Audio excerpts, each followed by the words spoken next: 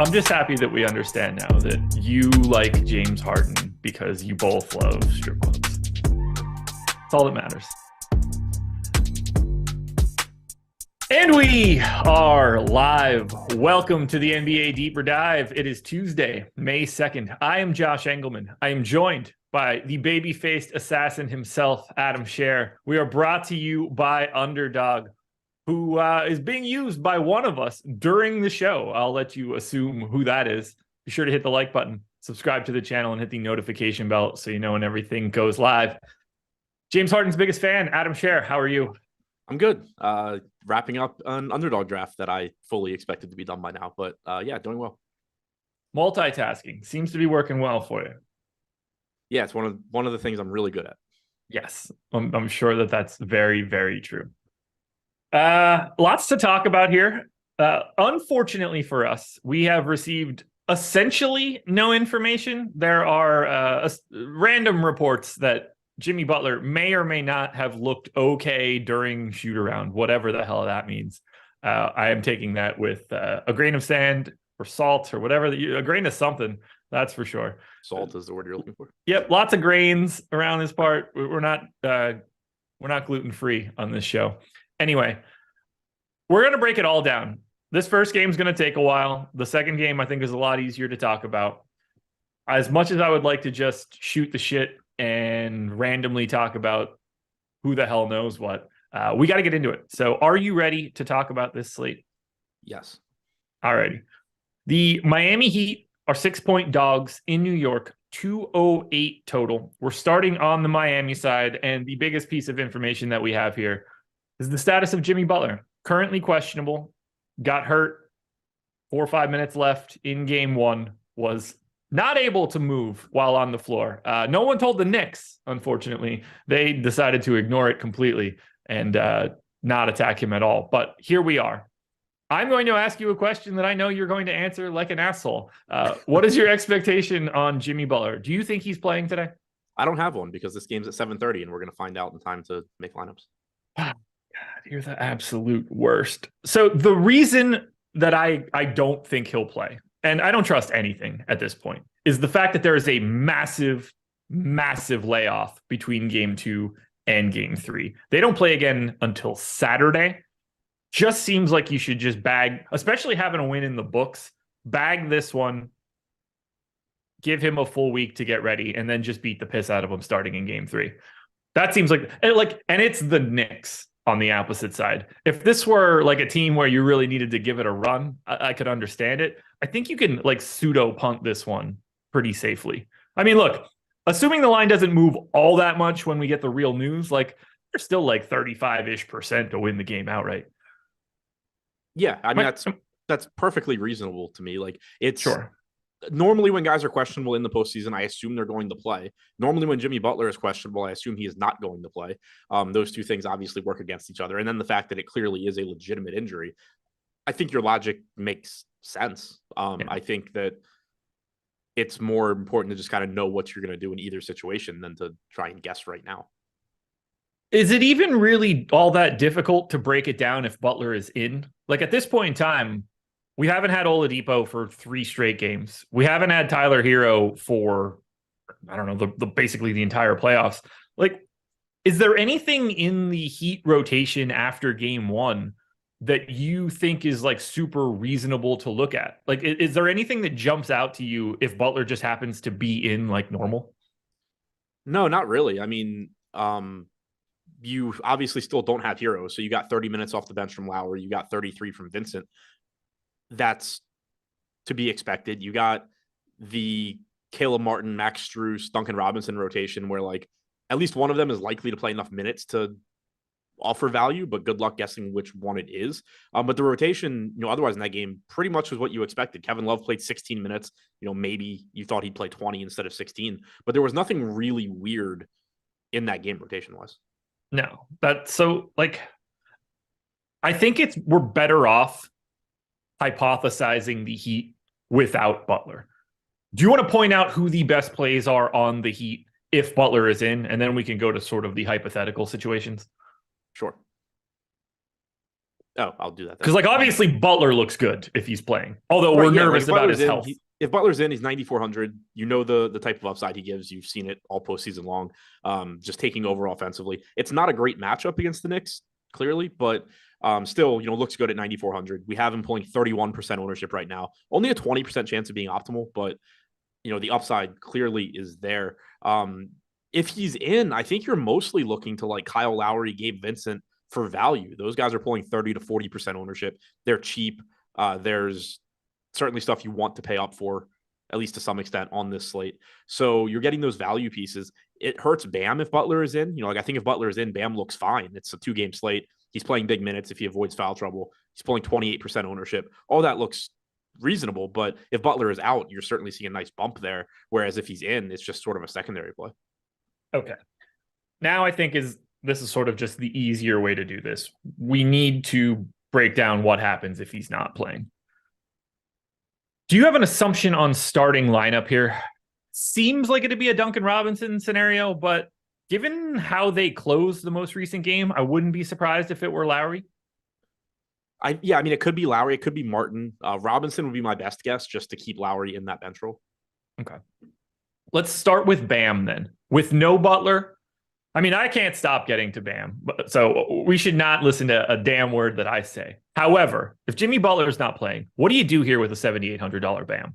You certainly play more of him. Like I just said, if Butler is in, Bam, that is a fine secondary option. But if he's out, you're just expecting more production. Because keep in mind, Tyler Hero's out as well, and has been and will continue to be. But you're getting both of those guys off the floor now for Bam if Butler were to sit. So far this season, trying to pull up the rates, but it's not loading. You certainly see a bump for him when both of those guys are off the floor. So it would make him look even better. Can't figure out why this isn't loading. So if you have the numbers, feel free to volunteer them. Something in the neighborhood. I have whatever I have entered now with Butler out. So something in the neighborhood of like 28% usage without Hero, without Oladipo, without Butler. Assist rate is interesting. Rebounding rate, problematic, I guess, because he's got to do a little bit more. I've been, well, I don't want to say it like that. I may have been over projecting Bam pretty regularly over the past few games, and that has not been working out for me other than the game where he hung the triple-double. But something in the neighborhood of 28% usage for Bam without those guys on the floor. It's hard to get away from that at 7,800, especially with like him having absolutely no threats behind him for minutes. Yeah, exactly. Yeah, you're talking about Cody Zeller being his backup. That's not somebody you're worried about stealing minutes from him. Exactly. Or, like if they had to break in case of emergency, go to Love at the 5. Like either way, they don't want to do either of those two things more than they have to. Yeah, so I finally got it to load, but no, I didn't. It left Jimmy Butler on. You're doing great at this, man. I still have the Knicks up. I'm working on it. Is ignoring. I'm working on it. Yeah, so Bam Adebayo, 1.31 DraftKings points per minute without Hero or Butler on the floor this year. Okay. How many minutes? 444. Okay. Yeah. 28.7% usage rate, 17.7% rebounding percentage, 23.5% assist percentage. He looks good, man. I got it here with 266 minutes for Bam with no Butler, Hero, or Oladipo. 28.8% usage rate and 56% true shooting. So nothing too crazy there. Look, I love getting to him. I have no qualms with it, but I don't normally. In this instance, I assume like if Bam has a bad game tonight offensively and there's no Jimmy Butler, I don't see the path to Miami winning. He has to just have this like next level defensive performance, and all the shooters made everything. Right. Agreed. Okay, so if we ignore Bam now, and there is no Butler, who is the best play on the Miami Heat? Lowry? I think so too. 4,900. I gave him 30 minutes in this scenario. He becomes to me, the pretty clear best point per dollar option. I think that I would be getting to an absolute ton. I'd be very interested in the relationship of ownership between him and Gabe Vincent if and when this happens. Agreed. And I mean, like right now with Butler projected in, you're still getting 30%, 31% coming into Vincent, 40% to Lowry. You probably just get both of those numbers increasing if Butler is out. I still think Lowry ends up being the more popular. He's cheaper on DraftKings by $400. he's got more name value for whatever that's worth. Not a ton. I mean, from an ownership standpoint, I think it kind of is. That's fair. That's fair. Does anybody else stand out? Like, if Duncan Robinson's starting, or I guess we'll throw this to anybody. Like, if it's Duncan Robinson, we'll start with him. What would be your most reasonable minutes expectation? Because obviously, whoever starts has no tie to the closing lineup outside of probably Bam. Yeah, so my expectation if Butler is out would be that Haywood Highsmith is in the rotation. Yes. So some minutes are going there. He played 5 minutes last game. Let's, I don't know, call it 12 or something if Butler is out. I gave him a little bit more than that just because I don't, 16. but like I don't have a great feel of, I don't want to just immediately give them to one other individual, right, and just make that choice. Right. What I was going to say is, so like when Butler is in, you basically have this 3-man rotation of Max Strus, Duncan Robinson, Caleb Martin, where last game they combined for like 66-ish minutes, if my math's right. We've seen in previous games where like Strus and Robinson were splitting 48. They didn't do that last game, but you've seen sort of a 3-man rotation where one of those guys ends up playing 28, 30, maybe even more. One of them plays like low to mid 20s and the other one plays, teens or somewhere in that ballpark. If Butler is out, I think you end up getting Highsmith soaking up some minutes. So he plays like 12 to 16. And then you get that same 3-man rotation with Robinson, Martin, Strus, except instead of one of them playing enough minutes to potentially matter, probably 2 of them play enough minutes to potentially matter. Yeah. And like, it's not out of the realm of possibility for it to be 3. Right. I mean, it like one Highsmith could DNP and then it is 3. Or it could just, end up going that way anyway. Like if Kyle Lowry fouls out or plays like shit and they just go a little bit different route where he loses minutes, like you could see more Strus in that case. Right now, I have Strus as the guy I want from that trio. Martin and Robinson are basically like a coin flip, depending on what you're looking for in salary. I went 32 minutes to Martin, 30 to Strus, 26 to Robinson. I don't have a great feel for any bit of this. With Butler being out. Yes, with Butler being out. Yeah, I think that makes sense to me. Strus is probably the one I would get to first because one, their salaries are pretty close together. 5,100 on DraftKings for Martin, 48 for Strus, 44 for Robinson. Strus and Robinson have the best positional eligibility, shooting guard, small forward, and Strus obviously is ahead of Robinson in the rotation. So I would lean getting to him first, but ownership will dictate a lot too. Like right now you have 10 with Butler projected in, you have 10% ownership coming to Martin, 10 to Strus, 4 to Robinson. So you don't really have any glaring like ownership discrepancies. If Butler were to get ruled out and you were to see like, let's say Strus and Martin start, Strus and Robinson start, if they were to both be way more popular than Caleb Martin, I would love getting to Caleb Martin in tournaments. But if that current ownership ratio were to hold, I wouldn't have a really strong preference between them other than Strus has the best positional eligibility. I expect he would play more minutes than Robinson. He's a little bit cheaper than Martin. Now that I'm looking at this,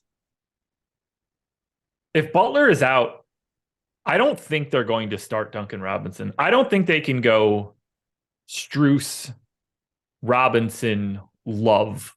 I don't think they could have all 3 of those guys out there to start. I think they're more likely to start Martin now. From a defensive standpoint? Yeah, I think that's too many holes at that point. I think Jalen Brunson's eyes are going to look like dinner plates at just looking at all of the options he has to just run these guys into the ground.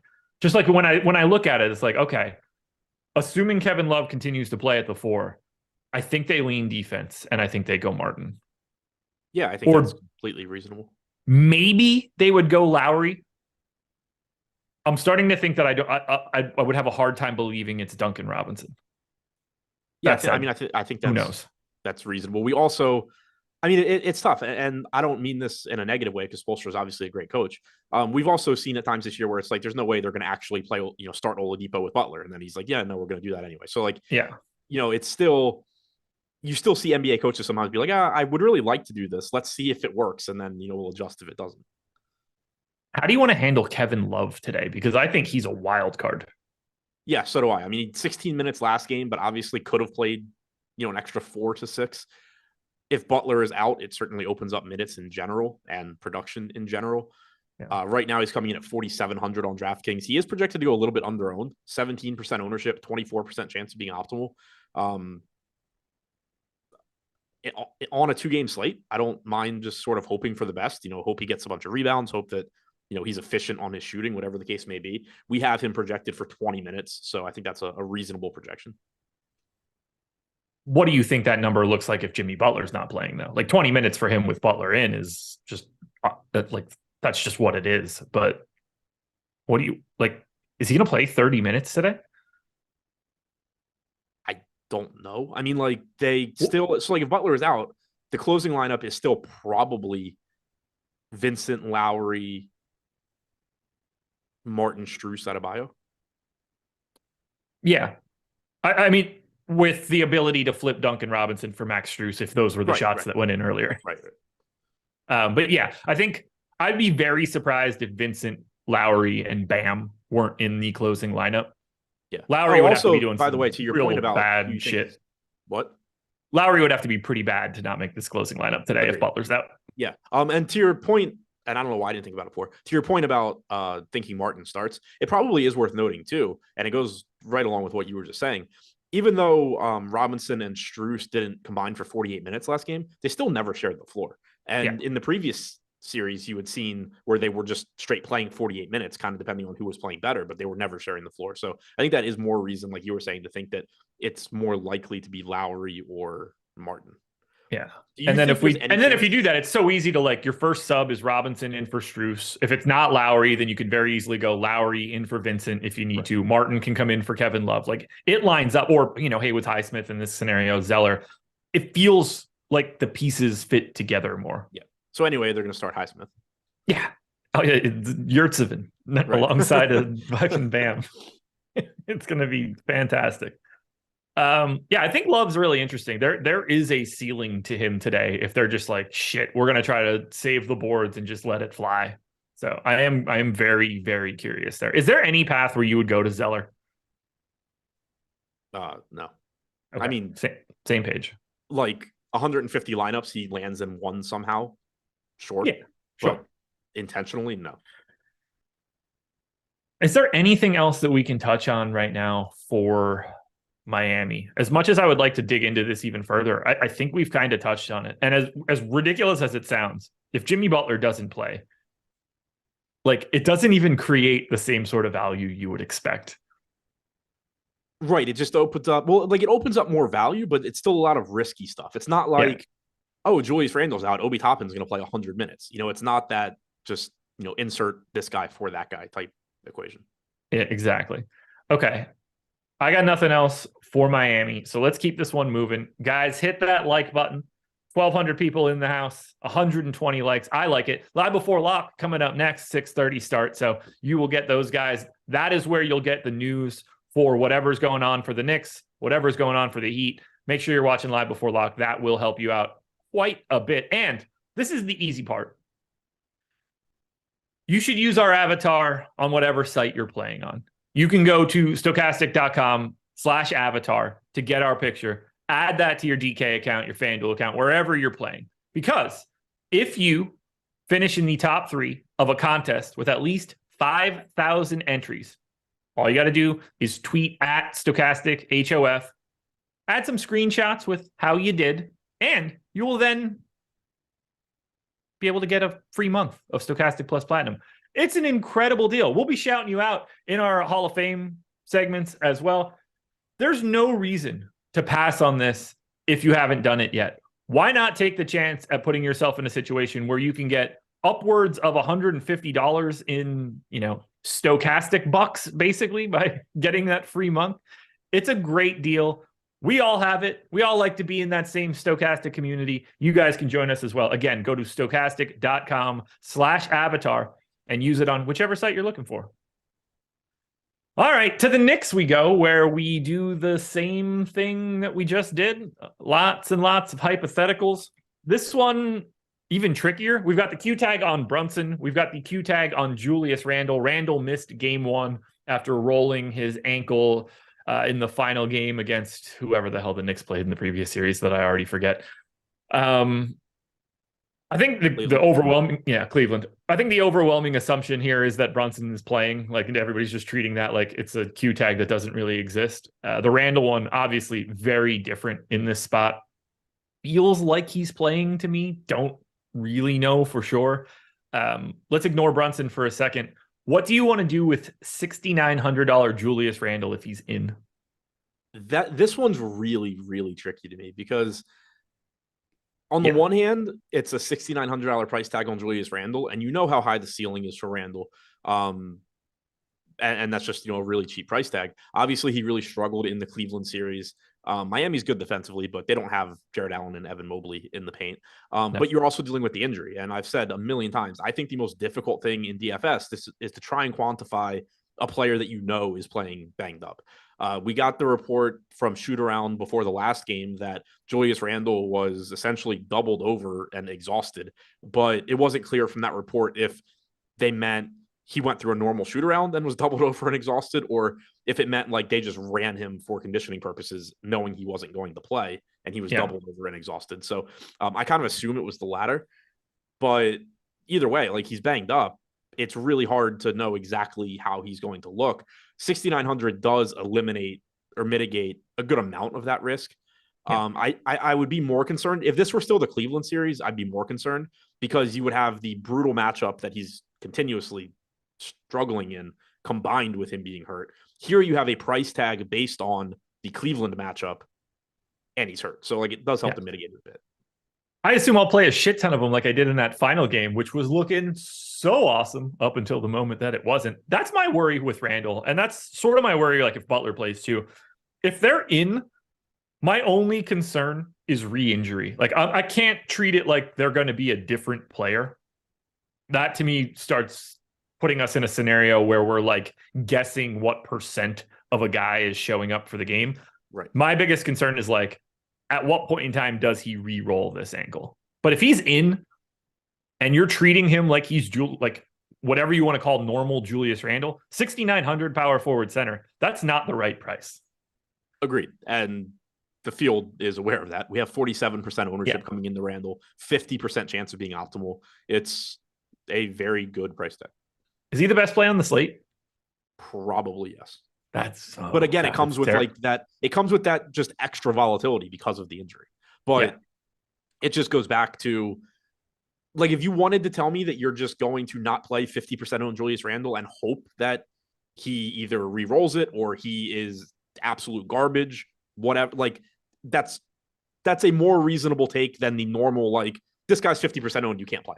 Like at least there's like a reason here that is very much impossible to quantify, and it like it exists, but you cannot say how it affects his projection. At least there's like reasoning for that, and it's fine. But if you're just like even if you knock his projection like 10% or something for the injury, he's still going to grade out as one of the best plays. So it's it's if you take that approach, you have to realize that there's a very good chance that even if you're talking an 80% full strength Randle, he's still a really good play. You're just hoping he re-rolls it or is like way more hurt than we expect him to be if he's playing. Yeah. God, this is craziness. Utter craziness. How do you want to handle OB Toppin, who's 5K, and at least to me, if Randle is in, like the pseudo worst play on the slate? I don't think you can play him if Randle's in, really. Because unless you're full fading Randle. Well, so I was going to say, that's where it kind of gets interesting. Like if you're, this is one of those like where I think if you're playing like 150 lineups, I mean, you would need balls bigger than mine to make some sort of like 150 max stand where you're just not playing Randle and you're jamming Toppin. But if you're somebody like playing, one lineup or something in the $15 lottery and you want to say like, all right, Julius Randle's 50% owned. What happens if he rolls his ankle or just for whatever reason is limited and can't finish this game? So I'm not going to play him. The natural follow-up there is if that scenario plays out where Randle gets re-injured or is just too hurt to continue, then Toppin by definition in that scenario is under-owned because if Randle is in and you're just playing median projections, Toppin is essentially unplayable because he's just the backup to Julius Randle. So it does become interesting where it's like, if you are just making that stand, where you're like, look, I understand that if he plays his normal minutes, he's clearly a good play. I'm just going to hope that he doesn't play his normal minutes. Then Toppin immediately, like if you, for every minute you take away from Julius Randle, Obi Toppin gets another minute. So if you're approaching your lineup saying, all right, well, I don't think Randle's going to play 34. I think he's going to play, or I hope he plays 22. Then you're talking 26 for Toppin at no ownership. Yep. Very interesting guy. But yeah, if you're assuming Randle isn't, you would never put those guys in a lineup together, correct? Right. Yeah. Okay. So just in case you're running that's one of the few like 2-gamer situations where I don't want both. If Julius Randle and Obi Toppin both end up in an optimal lineup today, I can't even imagine what had to happen to get to that. How do you feel about Brunson? 8,400 here, coming off of the loss, assuming he's like good enough. I think he's in a really nice spot here, especially in a situation where you're probably taking perimeter defense off of Butler. Yeah, Brunson looks good no matter what, but I'm with you. If Butler is out, certainly makes it more appealing. Yeah, 8,400 for Brunson, 25% ownership, 21% chance of being optimal. Just looks like a good play. Played 40 minutes last game.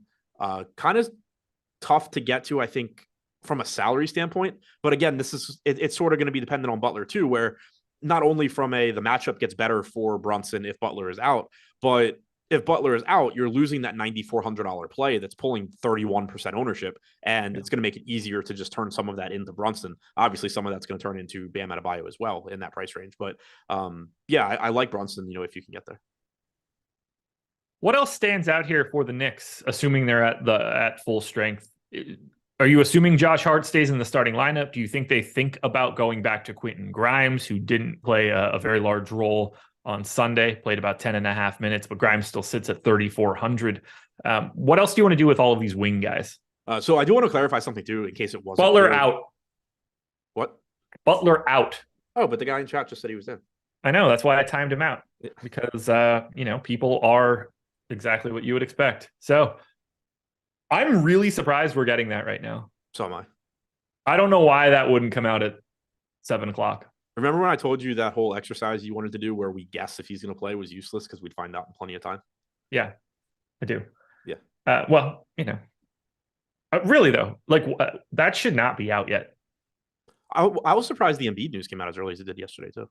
Yeah, I don't get it. This should be in the 6th or the 6:30 injury report at best, but I would still list them as questionable. Yeah, 6:30 questionable, 7:00 out. Yep.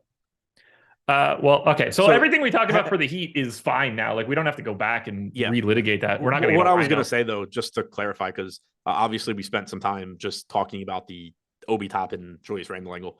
I personally am just going, if Randle's in, I personally am just going to play Julius Randle, or not. Like, I'm not doing the whole Obi Toppin thing we talked about.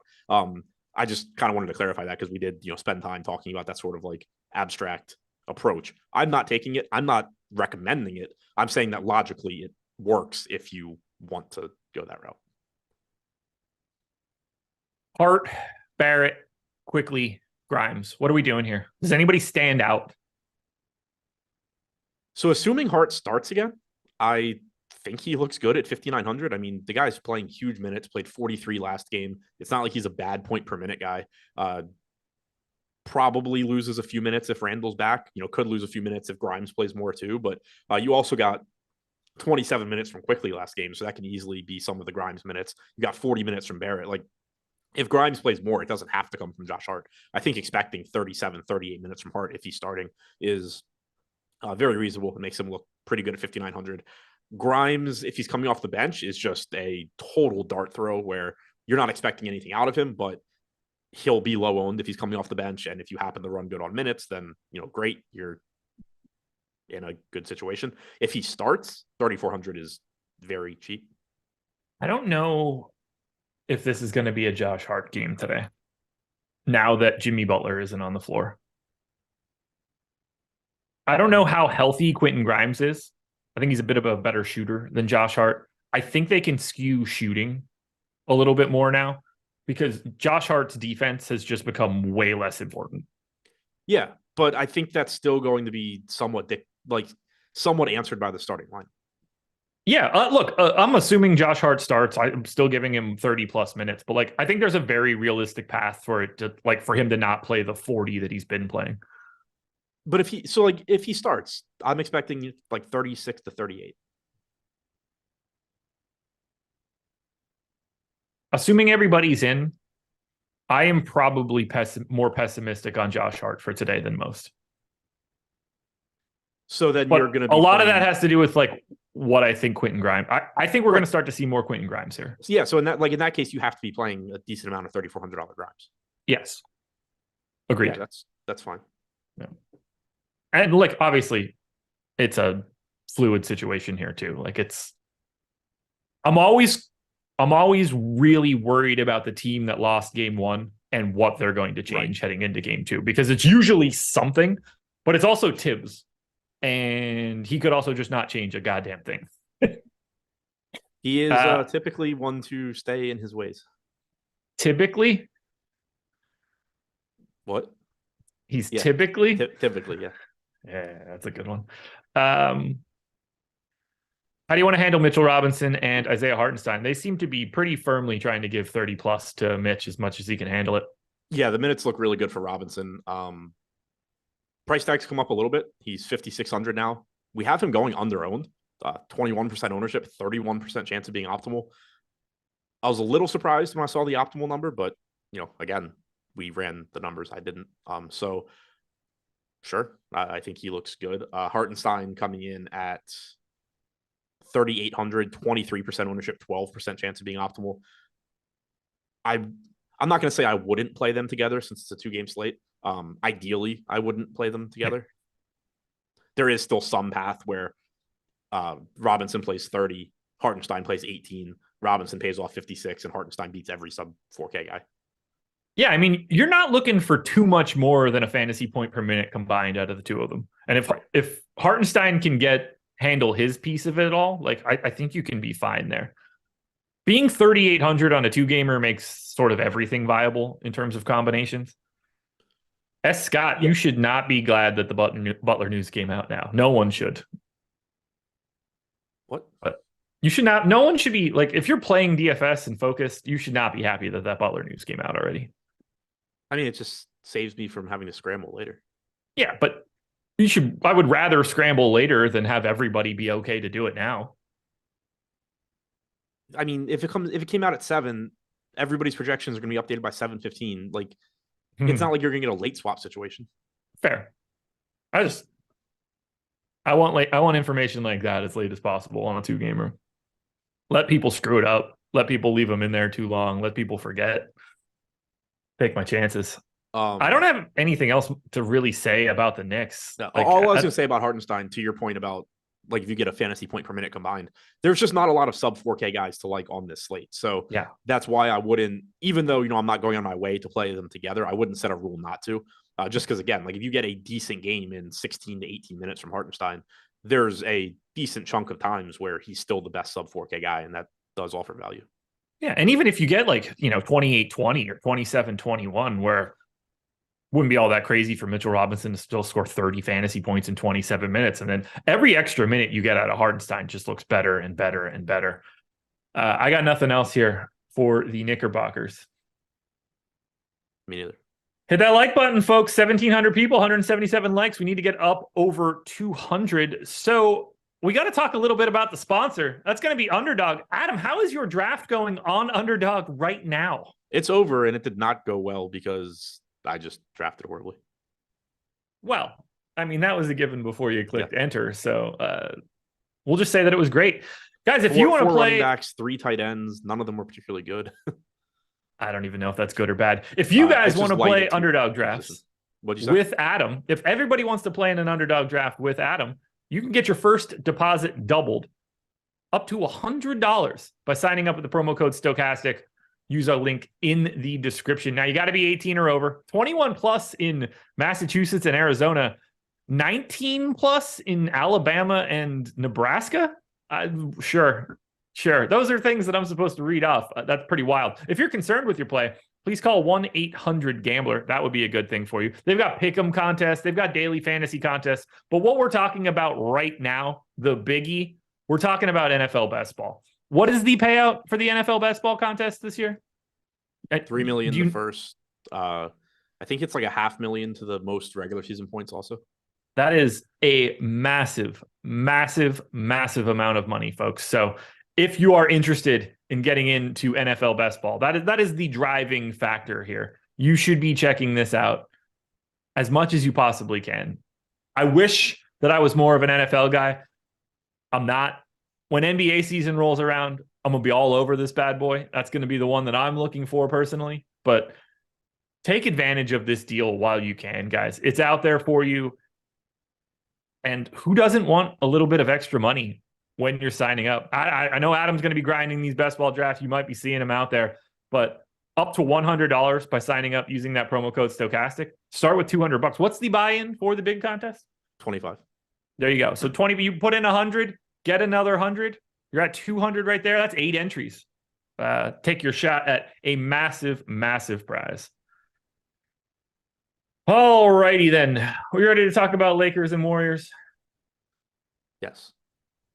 Much easier to talk about this one. Just a completely different game. So let's go. Let's talk about the Lakers. How 2 games work. What do you mean? You said it's a completely different game.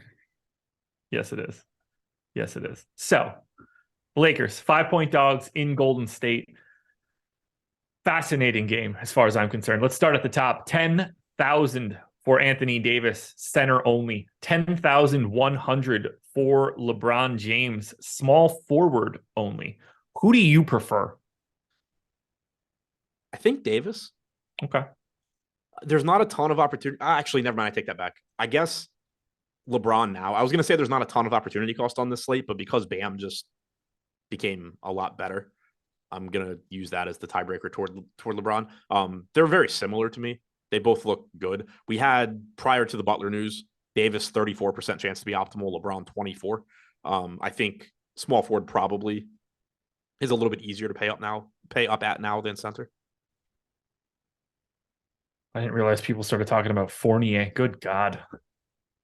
Yeah, interesting dynamic here between AD and LeBron. They're the 2 most expensive guys. The 3rd most expensive guy for today is Steph Curry. Same game. These guys are all separated by $200, and then there's no one close to them. You drop $1,500 before you get to Jalen Brunson.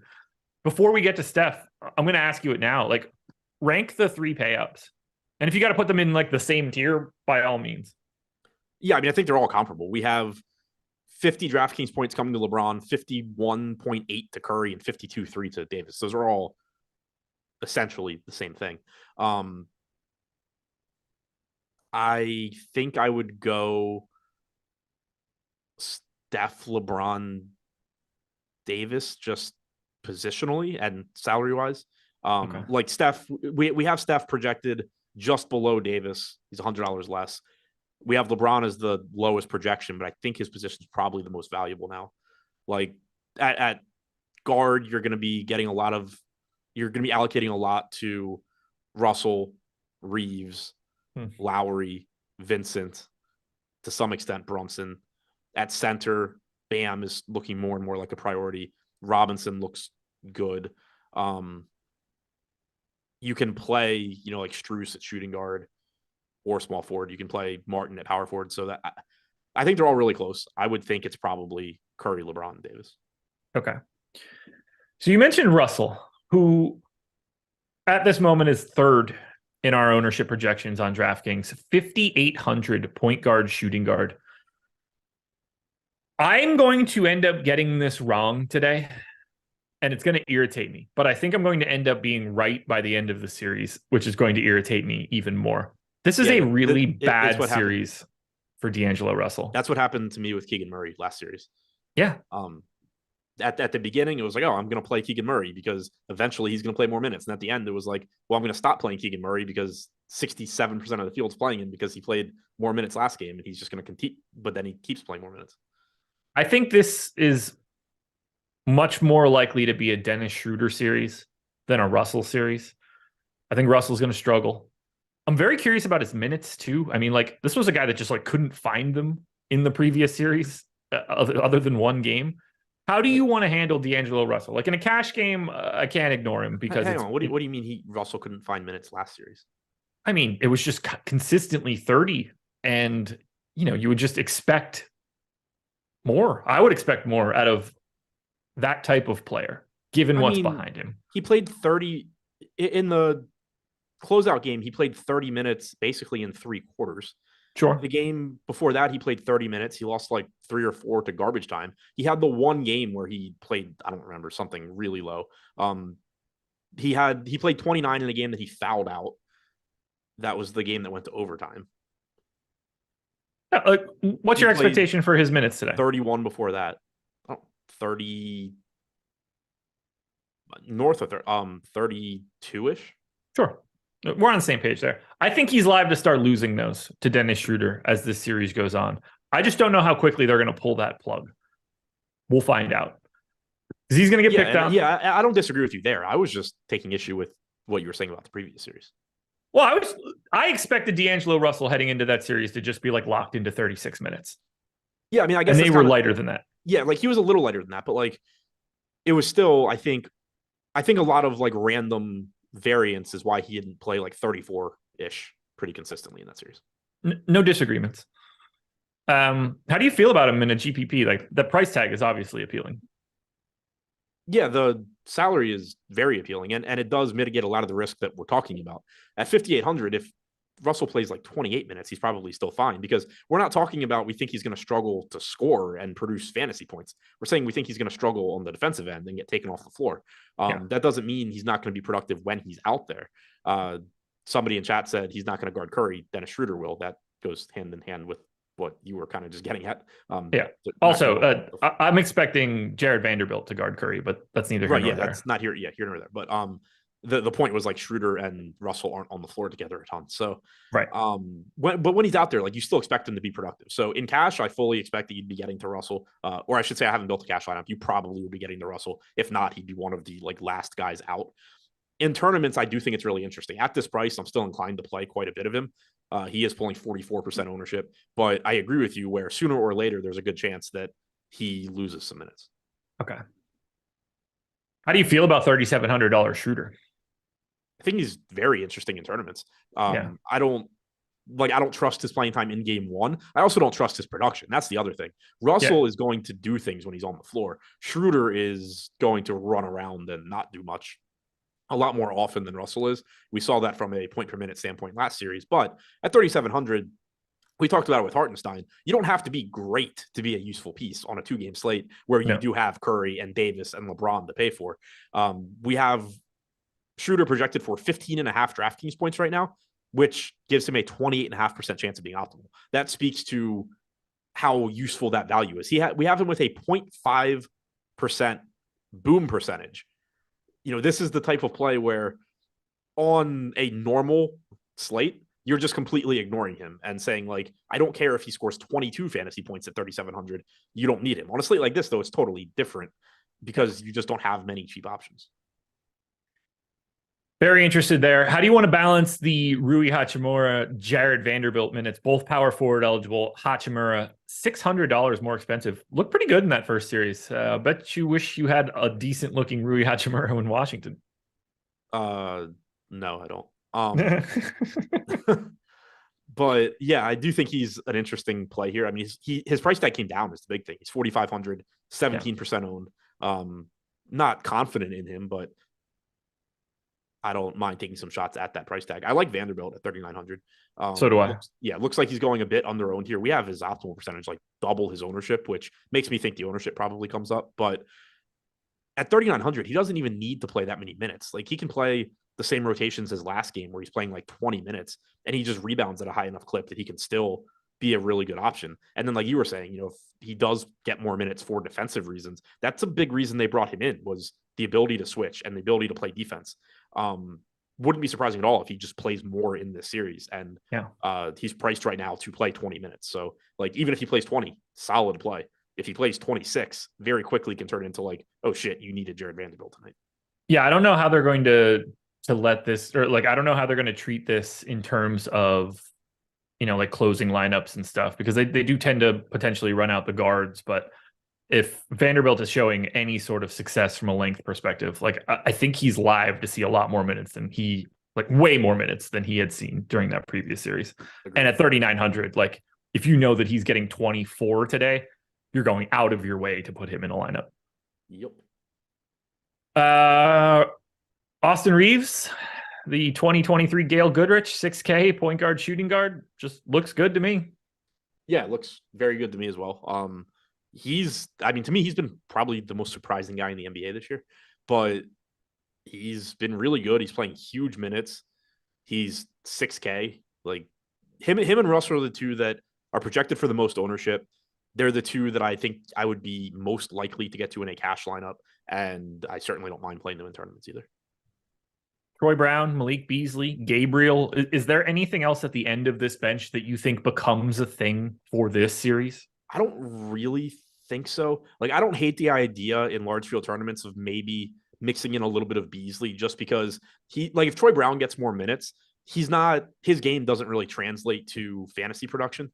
No. If Beasley gets more minutes, like he's at least a good 3-point shooter. And if he finds his way onto the court for more minutes because the rotation changes here, 3,300 is very easy for him to pay off. So if I were to just sort of say, hey, it's game one, we don't know what the rotation is really going to look like, Beasley would be the one I take a shot at first. Anybody else that we should touch on here? Did we miss anybody or anything like that? I don't really think so. Okay. One last thing to plug here, folks. 230 likes. I think we can get up over 300. We got about 2,000 people here. We got to talk about the May bundle because you guys know him as the Colts. Steve Buzzard is on the heater of all heaters right now. It is absolutely insane. It doesn't matter what sport, baseball, basketball. This dude is just showing up with significantly more money in his back pocket the moment things are over. He did it again. Picked up another 200K a couple days ago. Also, our man behind the hockey here, Jake Hari, on a bit of a heater as well. Not in the same volume because nobody cares about hockey, so the prize pools are smaller. But sorry for Jake there on that one. But I assume he would want a little bit more. But he's also smashing too. So you can get 3 days of either our weekly or monthly Stochastic Platinum package for just $5. This does not include FC, but the promo code is MAYBUNDLE. One big word, MAYBUNDLE. Or you can click the link in the description. Maybe there's one in chat. But take advantage now if you want to pop in because things have been going pretty well for Steve and for Jake. Maybe they'll go well for you as well. Here we go. Golden State Warriors proved me right 1 game later than I was expecting them to. Thought it was all going to be a smash play in game 6. Turns out it ended up being game 7. Let's talk Golden State. $9,900 Steph Curry. Looks solid, but when I look at this team, Curry, Wiggins, Thompson, Draymond, Looney, man, all these guys look almost identical relative to salary. Yeah, agreed. And I mean, Curry's the only one from a salary standpoint that's different. Thompson, Green, Wiggins, they're all the same. I saw somebody in chat say that, Wiggins likely to be guarding LeBron, which could cut into him offensively. Certainly true. But also the flip side to that is that sort of just guarantees the minutes for Wiggins. Not that, they're really in question anyway, but if you're the LeBron defender, you're playing a lot of minutes. So you kind of, there is somewhat of a trade-off there. Still makes him look good at 7K. I'm assuming Draymond starts today. Are you? Yes. I don't think they're going to try to, I think they're going to try to avoid having Jordan Poole on the floor with LeBron James as much as they possibly can. This isn't LeBron's first rodeo against Golden State. We've seen this happen time after time after time. He will spam pick and rolls with whoever the shittiest dude is on the Warriors over and over and over again. And that is going to be Jordan Poole when he's out. Yeah. there. And I mean, it also would have been fair to just end the sentence with, I think they're going to try and keep Jordan Poole off the floor as much as possible. Yes. Also would have been reasonable. But yeah, so I'm assuming Draymond is starting. And if he does, you're expecting big minutes. Played 38 last game, would have played more if the Kings had, hung in there. 6,500 is going to look really good for Draymond. Clay's going to play a ton. Obviously, 6,800 looks good. Just all of those guys are getting a lot of ownership combined with Steph. They're all pulling 34 to 44% ownership. They're all 33 to 43% optimal. There's nothing super interesting to say. It's just these guys are good to great point per minute fantasy producers. They are going to play huge minutes. They're in a solid spot. They're reasonably priced. There's no massive edge in playing them. The field is there. They're just obviously good plays and everybody knows it. Ryan Stubbs said, if Wiggins is guarding James, I'll pass on Wiggins' offense, aka no DFS. No one's guarding LeBron James in this scenario. Like that, Wiggins is going to start there, and then he's probably going to end up on whoever the hell was with Curry, because when it's their starting five, LeBron James is going to hunt Steph Curry in the pick and roll. When somebody else comes on, he's going to hunt the next shittiest dude on the floor. That is what he does against the Golden State Warriors. This is like the easiest game plan to try to figure out for LeBron, because we've seen him play the Warriors 100 times at this point, and I don't think he's about to change anytime soon. What do you want to do with Jordan Poole at 5,200? Do you like, how many minutes of Jordan Poole makes him interesting at 5,200? You probably need like 25, 26, and I doubt he gets there. Yeah, I don't. It's really tricky. I don't know what they're going to do with the guys after this. Right. I don't know what the rotation looks like. To me, the Jordan Poole case would be one of those where I don't think he's going to play enough minutes that I want him. But if I'm wrong, there is still that volatility that Jordan Poole brings where he gets hot and it just turns into like obviously it's few and far between the games that Jordan Poole gets hot. But when Jordan Poole gets hot, he can put you in the position where it's just like, all right, we're going to live with this defensively because he can't miss today and he's going to play a lot. So like the volatility is there. I think that it's likely he doesn't play enough minutes to be a good play, but he's pulling 14% ownership on a 2-game slate. It's I think it's likely he doesn't play enough minutes to be a good play, but he does have that element of like, if he's playing well, that's how he gets more minutes, which is nice from a DFS standpoint. It's there. And then we get into Dante DiVincenzo, Gary Payton, Moses Moody, Jonathan Kuminga. Does anybody jump out there? Yes. Do I think it's today? Probably not. Right. By the end of the series. I don't think Payton is interesting here. What? I think so. I don't think Gary Payton is all that interesting in this series. I kind of think he gets the first crack, though. Okay, I agree with you. Like, I don't think that that's the change they make until they have to. But to me, he's the first guy that goes because he just doesn't play the same sort of, like, he doesn't play a very good role to LeBron or Anthony Davis. Whereas at least Kuminga's size, you start working in. Like, I think they go to Moody over Payton when shit starts to matter just from size. Right. And I mean, this is kind of why they have Kuminga, right? Like, yeah. Yeah. That said, you would have thought they might have dusted him off a little bit in that last series against the Kings too, and they didn't. I don't know. Like, does DiVincenzo go back to being like a real boy again? He was just getting torched in the last series, though. I know. Someone here probably looks decent at 30 whatever 100. The problem, I think, is the two guys that by the end of the series, the two guys that I think are playing big roles, I can't put them in lineups today. Yeah. Because I have no confidence they're even stepping on the floor. Flat 3K power forward center Jonathan Kuminga. It might not be today, but game 2, like if the Warriors lose game 1, he becomes the guy that I failed with yesterday in Grant Williams. Right. If the Warriors lose game 1 or it's 1-1, if they lose a game or two early, you're going to get the Steve Kerr report. Steve Kerr considering changing bench rotation, and that's code for Jonathan Kuminga is now playing minutes. Optimal Prime thinks that Poole's usage being down is a mistake. You want to handle this one? Jordan Poole is. I've made this comparison before. I do not understand why so many people like Jordan Poole and so many of these same people shit on Dillon Brooks. Yeah. I agree. Look, when Jordan Poole's got 60% true shooting like he did last year, it's a different play. Right. Hasn't had that for a while. Fun series, man. One of these 3K bench guys is going to be relevant. By the way, did you see the clip of one of the Warriors assistant coaches just shaking his head like watching Jordan Poole play last game? I didn't, but I'm not surprised. I don't remember what Poole did, but it was an awful play. And Kerr just kind of is walking down the bench, and you just see one of the Warriors coaches just like slowly shaking his head, like it's like somebody's dad just watching their idiot son. Yeah, Dylan Brooks is basically just like inverse Jordan Poole, right? Yes. Okay. Also, we have a minute or two, and I don't think we have anything else to touch on really for the Warriors. I have no idea why that Grizzlies report about Brooks came out today. Like, did Brooks put that out? There's no way Brooks leaked that. Like that is so bad for him. It is, but like, if you're the Grizzlies, like, why are you giving up any sort of leverage in the offseason? I'm not saying you got to bring him back, but like, you got to fill that $20 million salary slot. If you just get rid of Dylan Brooks, like you just treat him like he's not coming back, they don't create cap room. They can't fill that 20 million with anything else. I don't know what in the world you would do that for.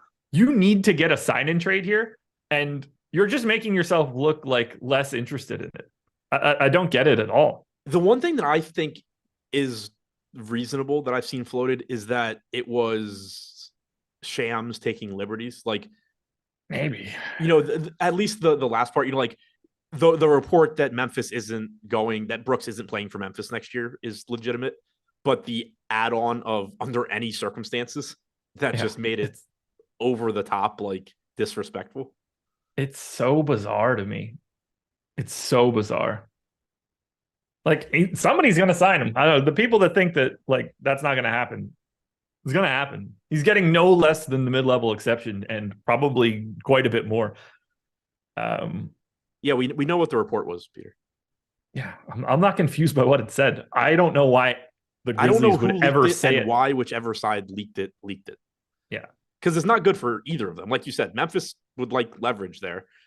Yeah. And to me, like I said this on Twitter earlier, no NBA GM is going to overreact the way the public is that Dylan Brooks had a bad shooting series and be like, oh, we can't sign this guy. Like, what Dylan Brooks is. He's a streaky shooter, a solid defender, 3-and-D guy. That's what he is, even if he thinks he isn't. Nobody's overreacting to him shooting poorly. And these people that think he's not getting a contract because of that are crazy. But when your thing is like being one of those just pain in the ass, if you're the opponent, we hate you. If I'm on your team, you love me thing. And that's who you're supposed to be. And your team comes out immediately and says, under no circumstances are we keeping you. Like, that is a huge red flag. John P says Shams is pretty credible. None of these guys are credible. They're all in the pocket of some agency. Woj is credible, but if it's about a CAA client, it's going to be really rosy. If it's a clutch client, he's probably going to be a dickhead about it. If it's a clutch client, then Shams is going to give it a pretty rosy report. These guys are all bought and paid for by one of the major agencies in the league. It is very clear. Grab their tweets whenever they come out and check out who is representing that player. You're going to learn a lot really quickly and know where that report came from. But yeah, if you ever see anything positive coming out of Woj, you bet your sweet ass that whoever that player is represented by CAA. All righty. Let's get out of here because it's live before lock time. We are still waiting on the news for Julius Randle and for Jalen Brunson. For those of you that weren't around, Jimmy Butler is out. Adam, any final thoughts? Obviously, we need the Randle news, so don't build lineups till you get that. There we go, folks. Haywood Highsmith listed as available to play. That news just came out. We're going to get out of here. Live before lock. Coming up next on this stream, hit the like button. We're out of here. Peace.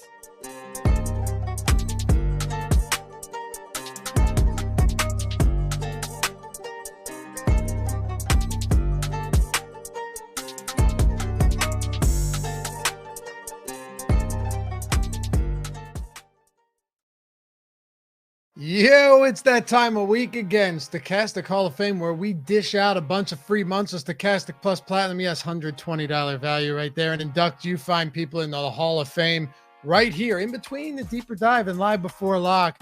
We got some bangers, not just from Steve Buzzard, who unsurprisingly makes his way into the Hall of Fame again, but from a lot of subs and a lot of viewers. So it's a great day to be part of the Hall of Fame. We'll kick it off. Well, before we do, as a matter of fact, you want to get involved.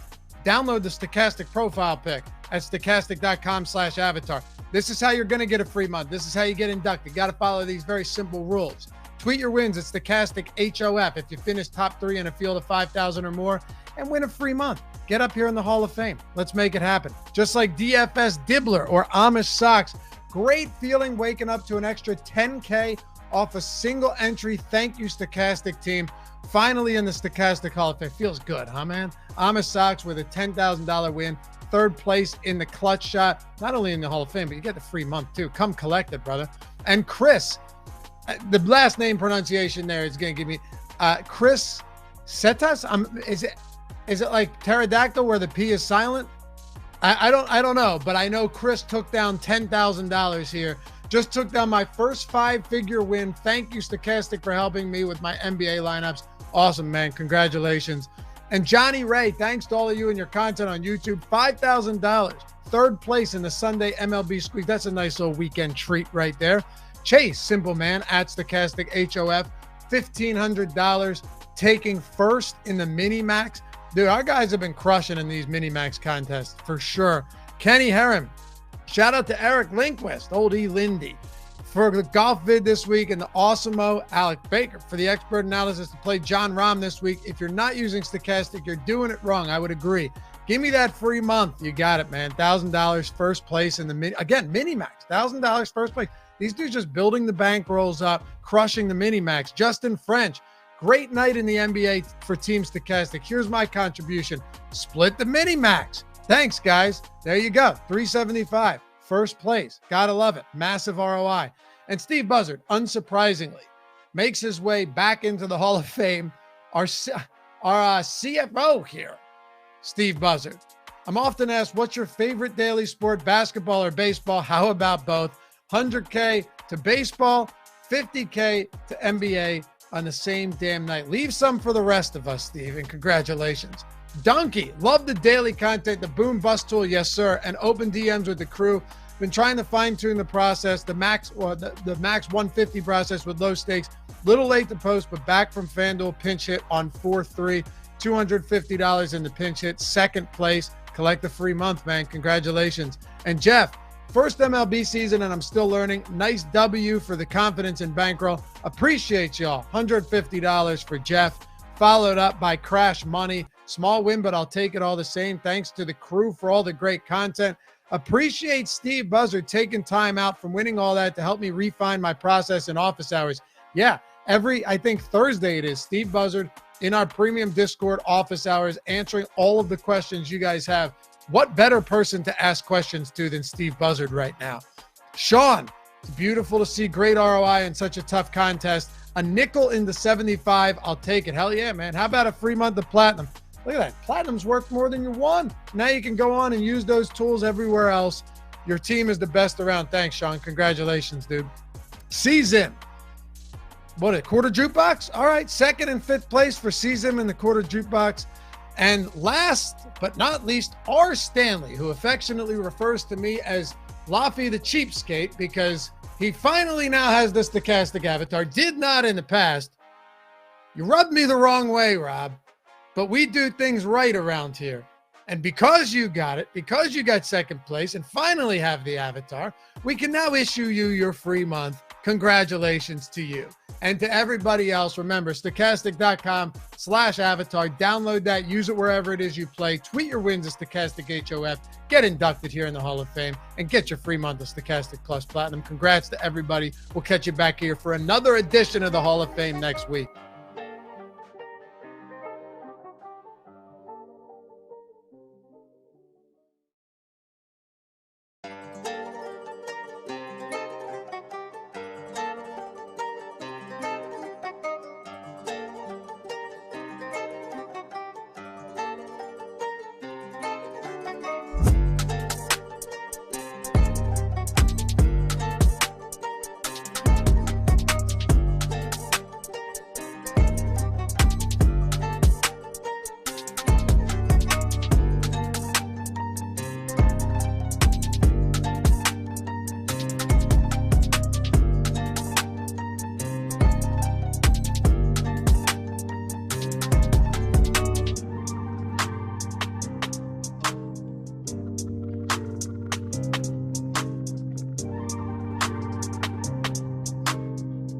What is going on, everybody? And it is time for another Stochastic NBA Live Before Lock. As you guys come in, do us a favor, like the video and subscribe to the YouTube channel. And don't do it because I'm here. Don't do it because the flannel god Neil Orfield is here.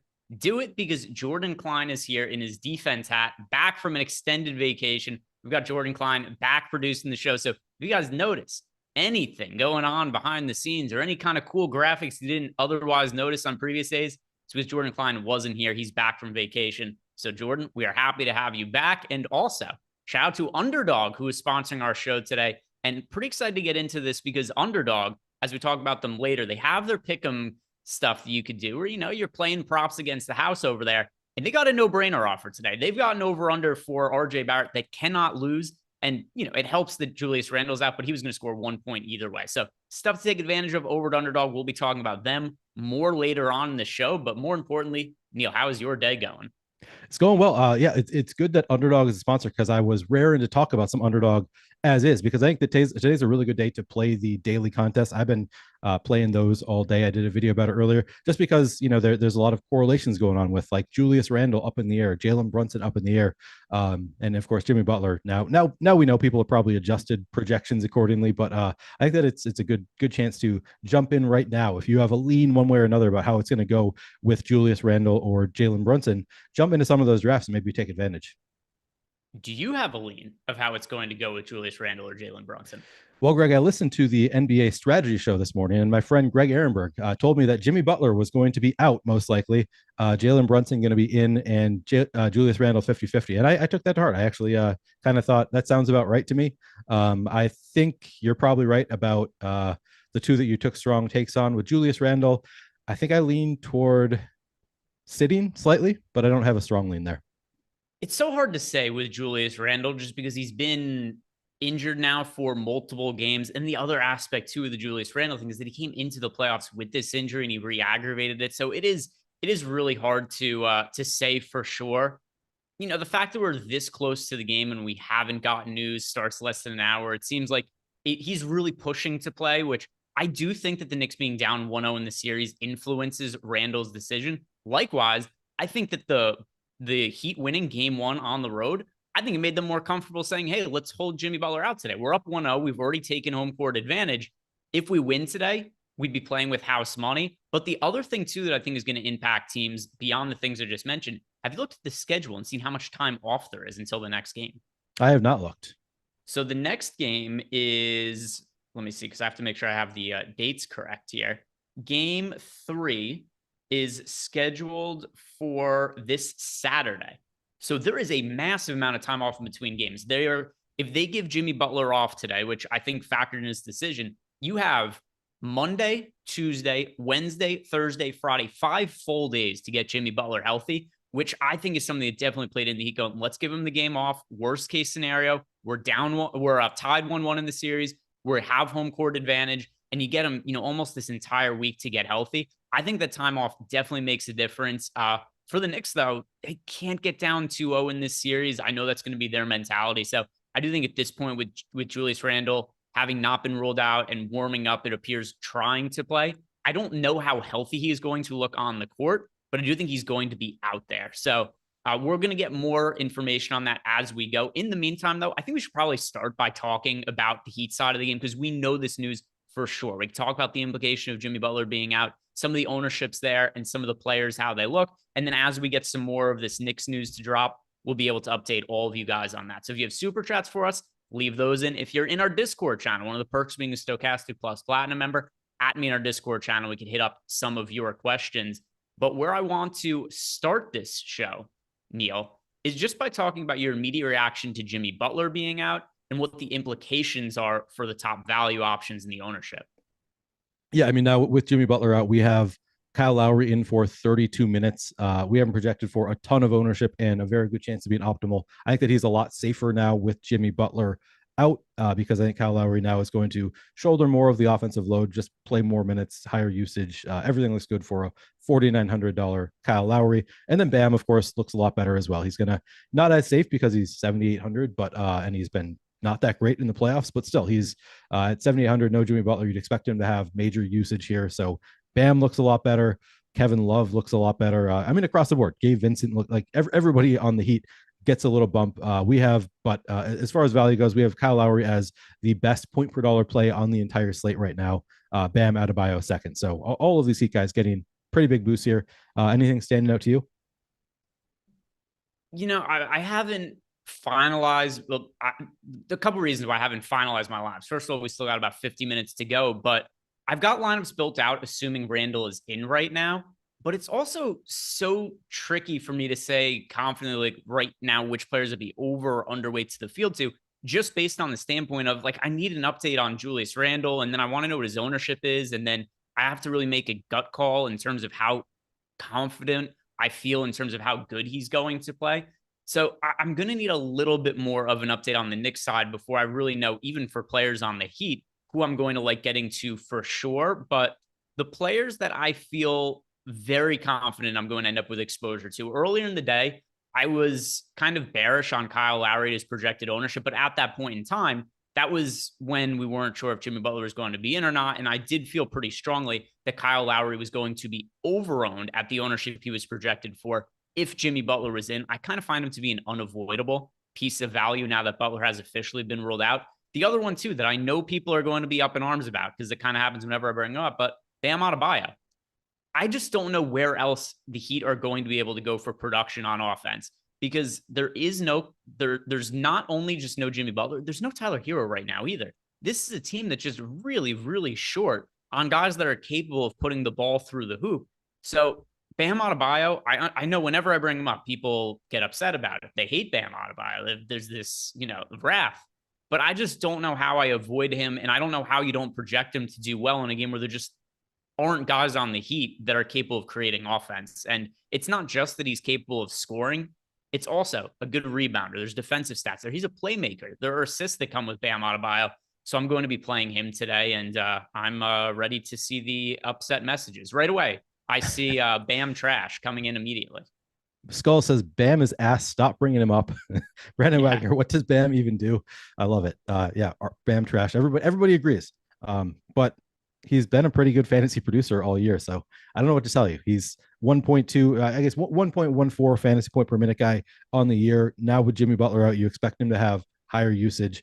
You'd expect the fantasy point per minute to go up. So sorry guys, it's a 2-game slate. We can't just not bring up Bam Adebayo. Yeah, I mean, listen, if you were to leave it up to the audience here, I'm sure they would have wished that Bam was out and they never have to listen to me talk about him again. Yeah. But the other thing too is not to, because I guess some of these same talking points kind of have to come up when you do these shows, because it's, the same matchups and it's the same teams playing each other. So it's kind of the same scenarios. But even if Bam Adebayo has had some individual games where he's kind of been underwhelming, the results are not as bad as people think they are. Do you know what Bam Adebayo did 2 games ago? I do not, off the top of my head. Put up a triple-double and scored 56.5 fantasy points. And for whatever reason, his good games get whitewashed by everybody who watches our shows, and the bad games never get forgotten. Yeah. I mean, triple-double with 56.5 fantasy points 2 games ago. Did that game not exist anymore? I think it still exists. It's still in his game log. I see it. Still there. By the way, he's certainly been inconsistent. These are his last 4 games. 28 fantasy points, 56.5, 30.5, 39.25. Even if you go back before that, 26.25, 45.25. This is absolutely a terrible way to do analysis. But, look at you, fancy drinking wine. Look at you. Did you see me hesitate? You see me hesitate to put it in my mouth? I was like, this is going to get some comments. Your wife goes away and you get fancy? I get fancy when my wife goes away. Yeah, when I say I'm having a bachelor party, bachelor weekend, I just mean I'm going fancy again, because my wife, white trash all the way. Yeah, she's the one who makes you drink shitty beers out of the beer mug. Yeah, exactly. And then she goes away, time to break out the wine. Not how I envisioned it going. But anyway, what I was going to say about Bam Adebayo before he got fancy on me, which caught my attention, is that Bam has been so inconsistent where he goes good game, bad game, good game, bad game. Last game was the bad game. Doesn't mean a good game is coming. Absolutely not. But Jimmy Butler is out, and he alternates these good games and the bad games. And the bad games seem to get remembered and the good games forgotten. He has an upside there, even if he's been inconsistent. There's no Jimmy Butler. So we are, or at least myself, I'm going to be playing Bam Adebayo today. If you guys don't want to play him, cool. More of them for me. Is there anybody you're looking at right? And by the way, also, we're still waiting on that starting lineup for the Heat. That has not come through yet, to my knowledge. I'm looking through Twitter just to see if anything ends up happening, but no starting lineup just yet. Are there any contrarian plays right now that you like getting to from the Heat, considering that we have a lot of opportunity available? I mean, if Duncan Robinson is going to be 4%, I'll have some interest. Duncan Robinson can certainly get hot and put up a score that you want to have at 4%. He's 4,400, so it's not like he's a slam dunk play. There's a pretty good chance he does start. And if he does start, I would think he's going to get steamed up definitely above 4%. But regardless, I think if he comes off the bench and he's 4% owned, I'd still have some interest in Duncan Robinson at the very low end in terms of ownership. There are some like middling plays. I think Max Strus is interesting at 16%. That's a reasonable price tag on him. We're projecting for 31 minutes. Going to have some higher usage without Jimmy Butler out there. He's going to look okay. Caleb Martin, 16% as well. Also, same stories, 5,100. We're projecting for 32 minutes and just 23.5 fantasy points. But of course, he can put up more than that. Should have more usage without Jimmy Butler out there. So as far as contrarian goes, I'd say those are the only three on the Heat that I really have interest in. I guess we could look at Haywood Highsmith potentially. We're projecting him for 17 minutes at 3,100. So I guess I'd call him playable as well. Yeah, at 4% ownership as well. So I'd say those four are the contrarian/contrarian-ish options that I would consider here. Do you have anybody else in mind, or do you like any of those? So I really want to see the starting lineup because I've kind of gone back and forth with this throughout the day. I think that Kyle Lowry can start. I don't think that's the most likely scenario, but it's possible. I think Lowry could start. I think Caleb Martin could start. I think we could see I think we could see Duncan Robinson start. Duncan Robinson started a game earlier in the postseason when the Heat were shorthanded and played a good amount of minutes in that game. They've gotten away from the last couple of games, but in those games prior to that, we were seeing like 26, 28 minutes, stuff along those lines from Duncan Robinson. So I would like to see what that starting lineup is for a couple of reasons. Number one, that's obviously going to inform how many minutes that we expect everyone to play, but it's also going to impact the ownership of a lot of these guys. So I look at it, I go like, hey, Duncan Robinson, good looking contrarian play. But at the same time, too, if he ends up starting, he's probably not going to be all that contrarian. As of right now, though, if I had to pick one contrarian play from the Heat to go to, my answer would be Caleb Martin. I like that call. 16% projected ownership, 5,100. What differentiates Caleb Martin from Max Strus for you? So what separates the two, and let me look at our most updated ownership projections, but what separates them, other than I have Caleb Martin projected a little bit better right now. We do too. I mean, we do have a max. Actually, I think I can answer the question for you. We haven't projected for about 2 fantasy points better. It's interesting because they have about the same fantasy point per minute on the year. But we do have Caleb Martin projected. He must get more of a boost with Jimmy Butler out. I would assume that that's kind of the reasoning that we have him with better fantasy points per minute for this game specifically. But he does look better in the tools. Just interesting. They're both about 16% owned. We have Caleb Martin in for about 1 minute more than Max Strus. But I think, Max Strus, the range of outcomes is not all that different, I don't think. Yeah, so to me, as I'm just looking through, because I was trying to figure out, all right, why do I have, at least in the builds that I've made so far, why do I have more of Caleb Martin and Max Strus? And I have him projected better and he's lower owned. So those two things combined would be the impetus for making Caleb Martin the lower owned guy that I like from the Heat there. Yeah. Let's answer some super chats now, because I see we've got some of them coming in here. And to start it off, we have one from Hannah Banana. Hannah wants to know, DK tiers, please. Your stuff was helpful last night. Good luck, everyone. Hope you all cash tonight. By the way, also, another shout out to Hannah, because I did see Hannah had sent us a message through Twitter where Hannah just said, let's go, stochastic.com. The content is priceless. $1 into $30, not a big win, but a win is a win. So this was from Twitter. She had added us. And one thing that I think we want to try to feature on these shows a little bit more going forward is just when you guys add us on Twitter or send us winning screenshots, whether it be in our chalkboard channel, which is free, or in Discord, send us. I want to feature some more of those on the show. I think it's just, fun way to kind of build some community and show off some of the wins from people who are regularly watching the shows, listening, leaving us super chat. So Hannah, thank you very much for the shout out on Twitter. And nice. $1 into $30. It's pretty solid ROI. Anytime you get 30x your money there, always is going to be pretty good. And let's help you do it again today. DK tiers. And let's pull up my DK tiers lineup. So tier 1 is Steph Curry for me. And you got 3 good options in tier 1, Steph Curry, Anthony Davis, LeBron James. My guy there is Steph, though. Tier 2. And this is absolutely influenced by the absence of Jimmy Butler, but Bam Adebayo in tier 2. Although with that said, Jalen Brunson's also in tier 2. If Julius Randle doesn't play, then I think Jalen Brunson would be very, very neck and neck with Bam Adebayo in tier 2. But at least as of now, tier 2, my answer is Bam. Tier 3, my answer there is Julius Randle if he plays. If not Julius Randle, Draymond Green. Very weird tier, because tier 3, you got Julius Randle, Kevon Looney, Draymond Green. At any other point during the season, that's Julius Randle. It's just all the uncertainty today with everything going on. But if Randle's in, I would still play him over the likes of Looney and Draymond Green. But for tiers purposes, if Randle's out, I'll go with Draymond in tier 3. Tier 4, my God, D'Angelo Russell. Russell, finally, we saw him make shots. It hadn't happened at all during the postseason, but finally made him the other game. Ended up having a big night. Tier 5, that is Kyle Lowry. And then tier 6, I'm going to go with Duncan Robinson in tier 6. So he looks very good in tiers when the other options are like Gary Payton, Dante DiVincenzo, Isaiah Hartenstein. He is picking up extra minutes in the absence of Jimmy Butler, even if he doesn't end up starting. So Duncan Robinson, that is my preferred option in tier 6. Malcolm Revamp also left a super chat and wants to know what my tiers picks are. Just group them together right there. So Hannah, Malcolm Revamp, thank you both for the super chats. And those are my favorite options in tiers. And then 3, Windy. 1, City 2, which I found out because the area code of Chicago, the 312. I didn't know about that because I'm not a man of culture. But the other day, somebody informed me of that. That's why Windy City's name is what it is. The Windy City, Chicago, 312, the area code. He wants to know Strus or Martin tonight. Talked about that one a second ago. Yeah, so I have Caleb Martin projected better, and he's lower owned. All that put together, Caleb Martin is my guy there. Another question here, by the way. Also related to Caleb Martin. My Philark has left us a super chat. Wiggins or Green instead of Caleb Martin? Yeah, I mean, I'm playing Draymond Green. I'm playing Wiggins and Draymond Green over Caleb Martin. If it's just, if those are the options you're working with. But then, Neil, who do you prefer between Andrew Wiggins and Draymond Green? Yeah, it's a close one for me. Andrew Wiggins projects better for us. He is also more expensive than Draymond Green at lower ownership. I think the ownership will break the tie towards Wiggins, but it's definitely a tough question there. I lean Wiggins, but it's very close. How do you lean?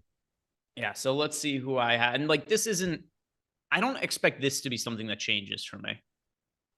And the answer is Draymond Green. By the way, also, I have super close exposure to the two of them. In the builds I have right now, I have 33% Draymond Green, 32% of Andrew Wiggins. So super, super close between the two. But I do have a little bit of a lean there towards Draymond Green, even if it's, just ever so slight. But I don't think the starting lineup of the Heat or whether Julius Randle is in or out is going to impact how I view Draymond Green and Andrew Wiggins. But Draymond Green, the answer right there for me. Next question, Sam Van Dam. Sam wants to know, so do y'all get in trouble like real jobs? Like, do you get write-ups or have to see the boss if you miss a show or do performance reviews? So, Neil, I guess in the hierarchy of the company, in some ways, I am your boss, right? Like I not officially, Greg, not officially. Yeah, not officially according to the organizational chart, but for all intents and purposes, I am Neil's boss. I'm Eric's boss. I'm Jordan's friend.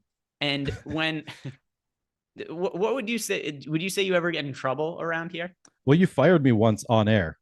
I forget what I said, but you did fire me on air. You didn't wear once. A flannel. Was that it? Yeah. So I have gotten a talking to.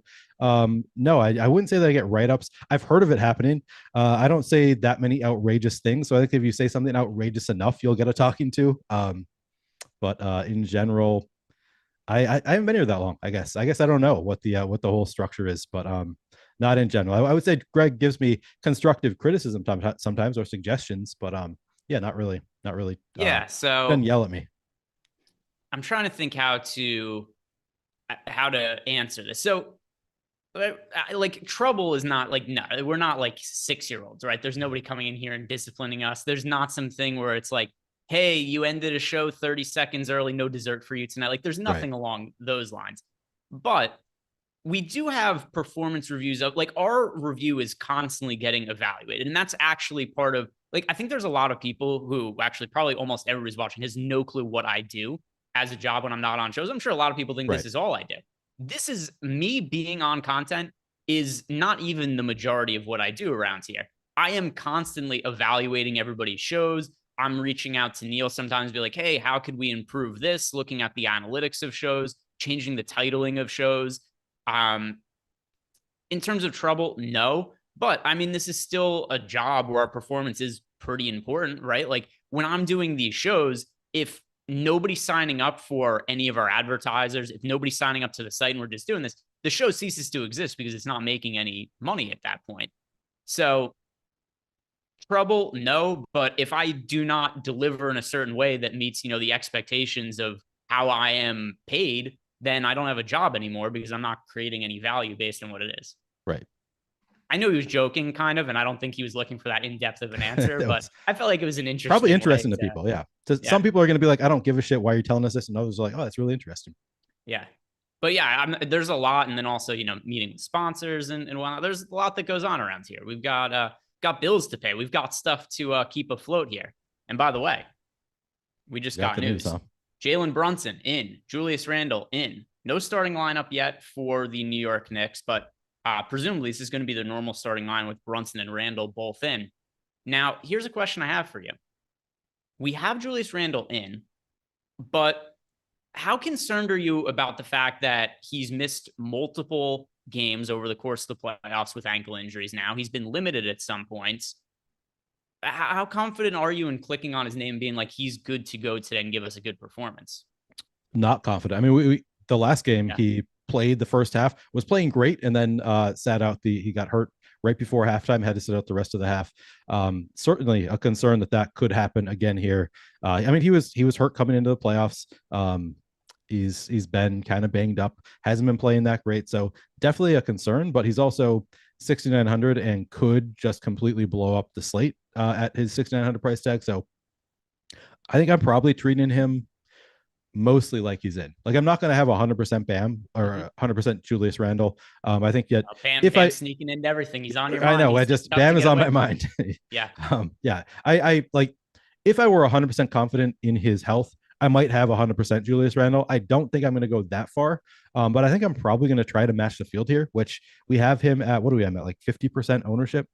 Yeah, we have him at 53% ownership. I think that feels about right, just because the range of outcomes is 50 fantasy points, completely breaks the slate at 6,900, or is either banged up and doesn't play, great from a fantasy point per minute perspective, or doesn't play a full game and puts up 25 or I mean, even less than that, is within the range of outcomes. So yeah, very, very wide range of outcomes here. I'm probably comfortable getting close to 50%. Yeah, I'm curious to see where the ownership ends up settling here. And there's also a couple of factors here that make it really hard to know what his own. By the way, we've already got an ownership update that's come in since the Knicks news broke. And we've got Julius Randle at 50.6% ownership on DraftKings. FanDuel, we have Randle at 44.6%. So he's certainly cheap relative to where his baseline was during the regular season.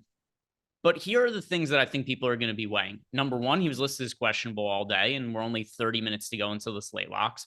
Something else to consider, people know that when he came off an ankle injury to start the playoffs when he was listed as questionable, he largely sucked and played less minutes than we were expecting. And then the other side of it is that he finally looked healthy and was absolutely destroying the slate, or as Eric would say, nuke, nuke, nuke. He was nuking the slate last game before getting hurt. Like, he had 26.5 fantasy points at halftime before getting hurt. It's tough. Yeah, I think what you said is probably the right way to do it. Align yourself with the field, and then he's not going to make or break your slate, because I don't really know what to make. I don't know how you could have confidence in what he's going to look like. Yeah, exactly. Were you like me? Did you have like 70% of Randle when he was looking like he was about to nuke the slate, and then you just died at halftime? That was so brutal. I'm fairly sure I had more than that. This playoffs, I feel like every player that I go like drastically overweight to the field on gets hurt or something, or like it's a blowout, loses time to a blowout. It's just been it's been rough.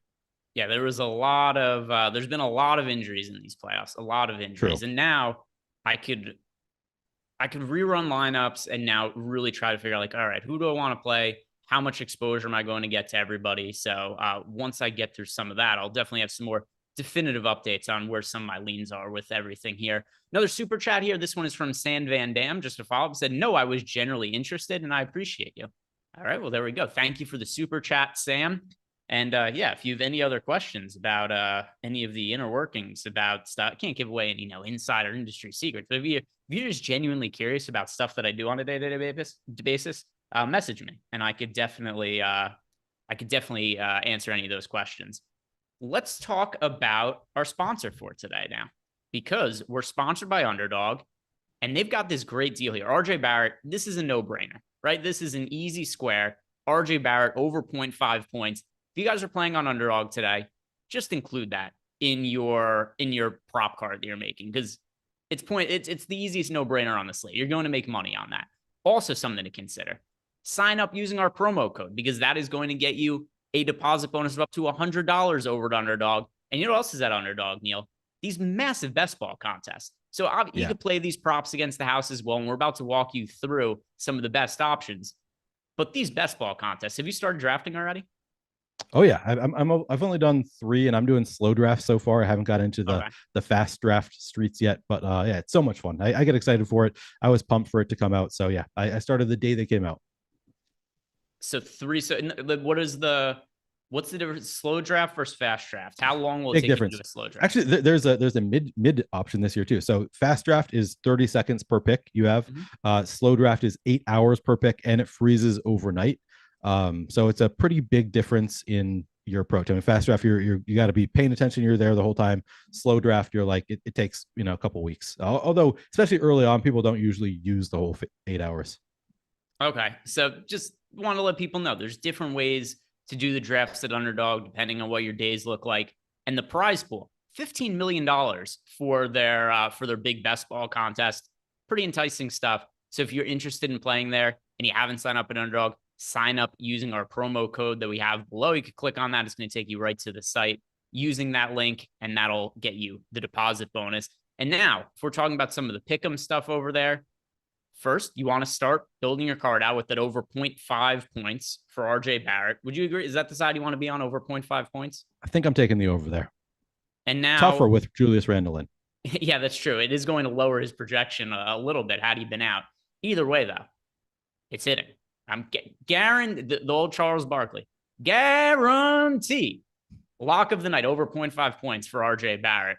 But let's try to find some more props that might help people on Underdog, because I think a lot of people could figure out that they want to get over 0.5 points for RJ Barrett when you go on the site.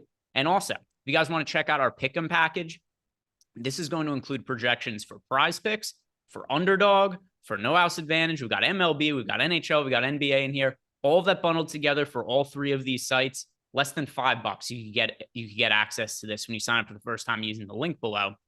But looking through some of our projections, and I just want to isolate this for NBA right now. What's standing out to you? What looks good in NBA other than RJ Barrett over 0.5 points? That one's a no-brainer. But what else is something that people should be considering? All right, so I'm gonna tell you that I was setting my baseball lineups as you're doing the read. So I'm pulling it up right now. I'm getting there. I wasn't there because I just got my baseball lineups done. Yeah, I'm definitely taking that RJ Barrett.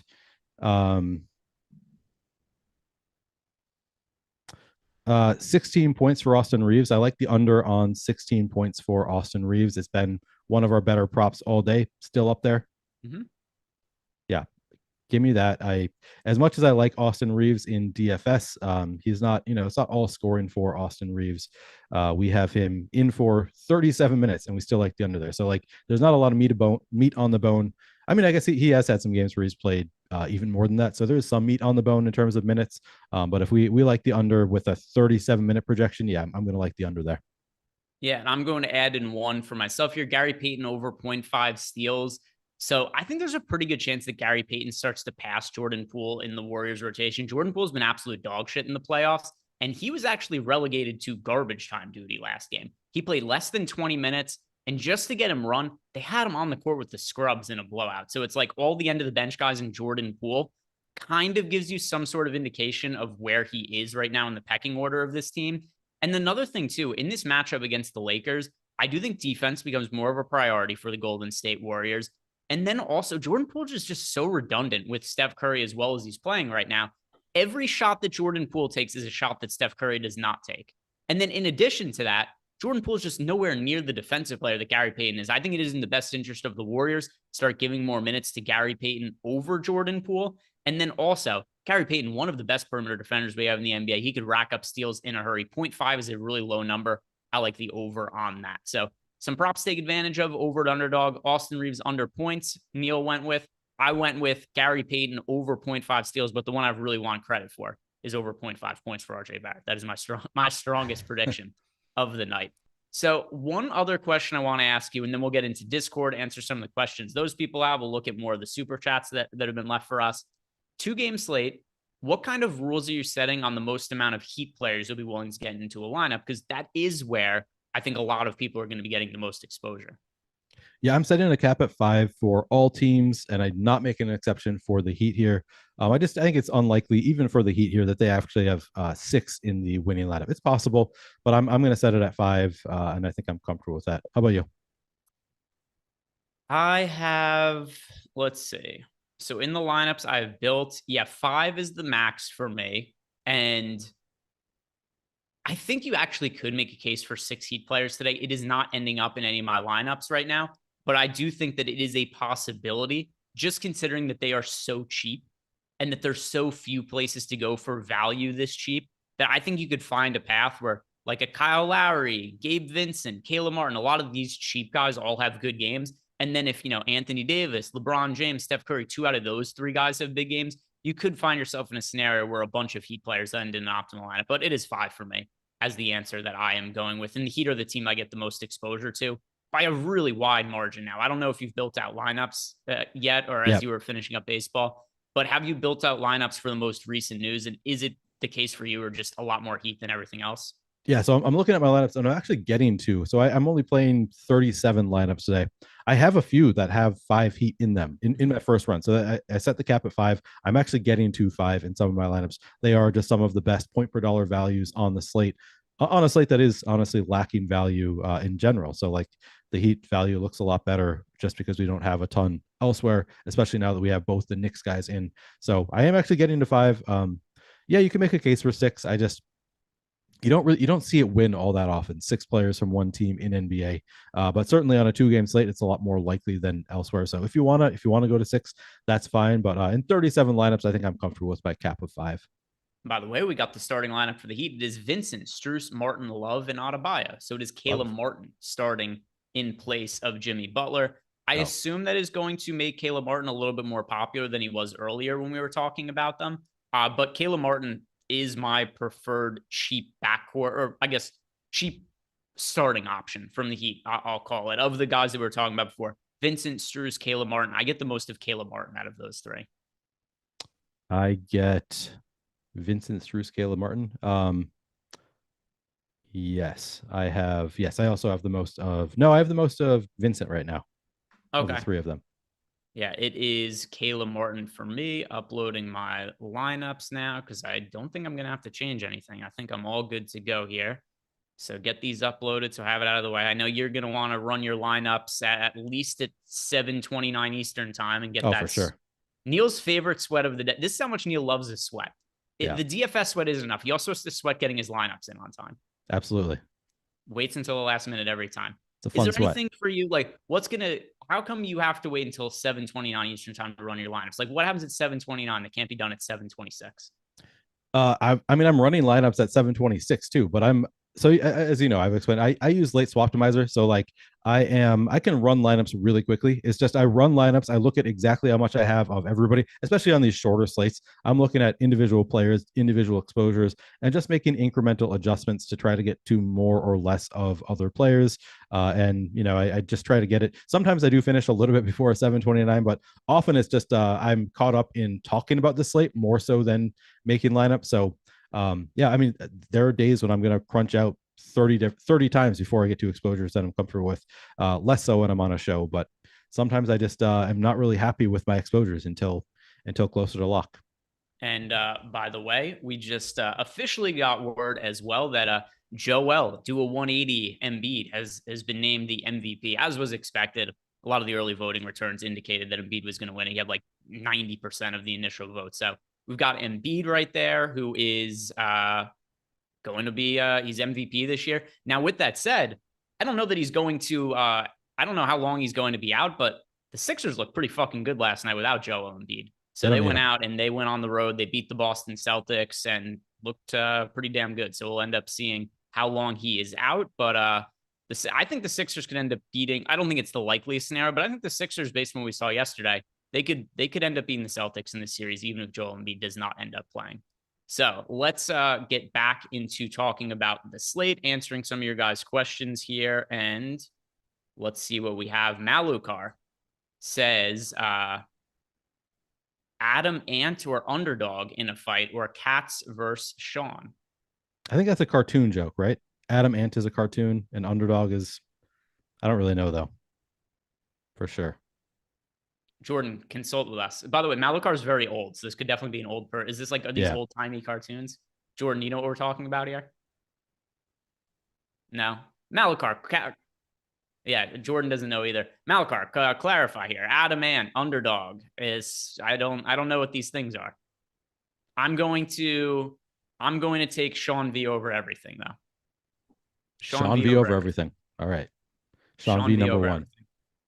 Next super chat is coming from Nathan Futi.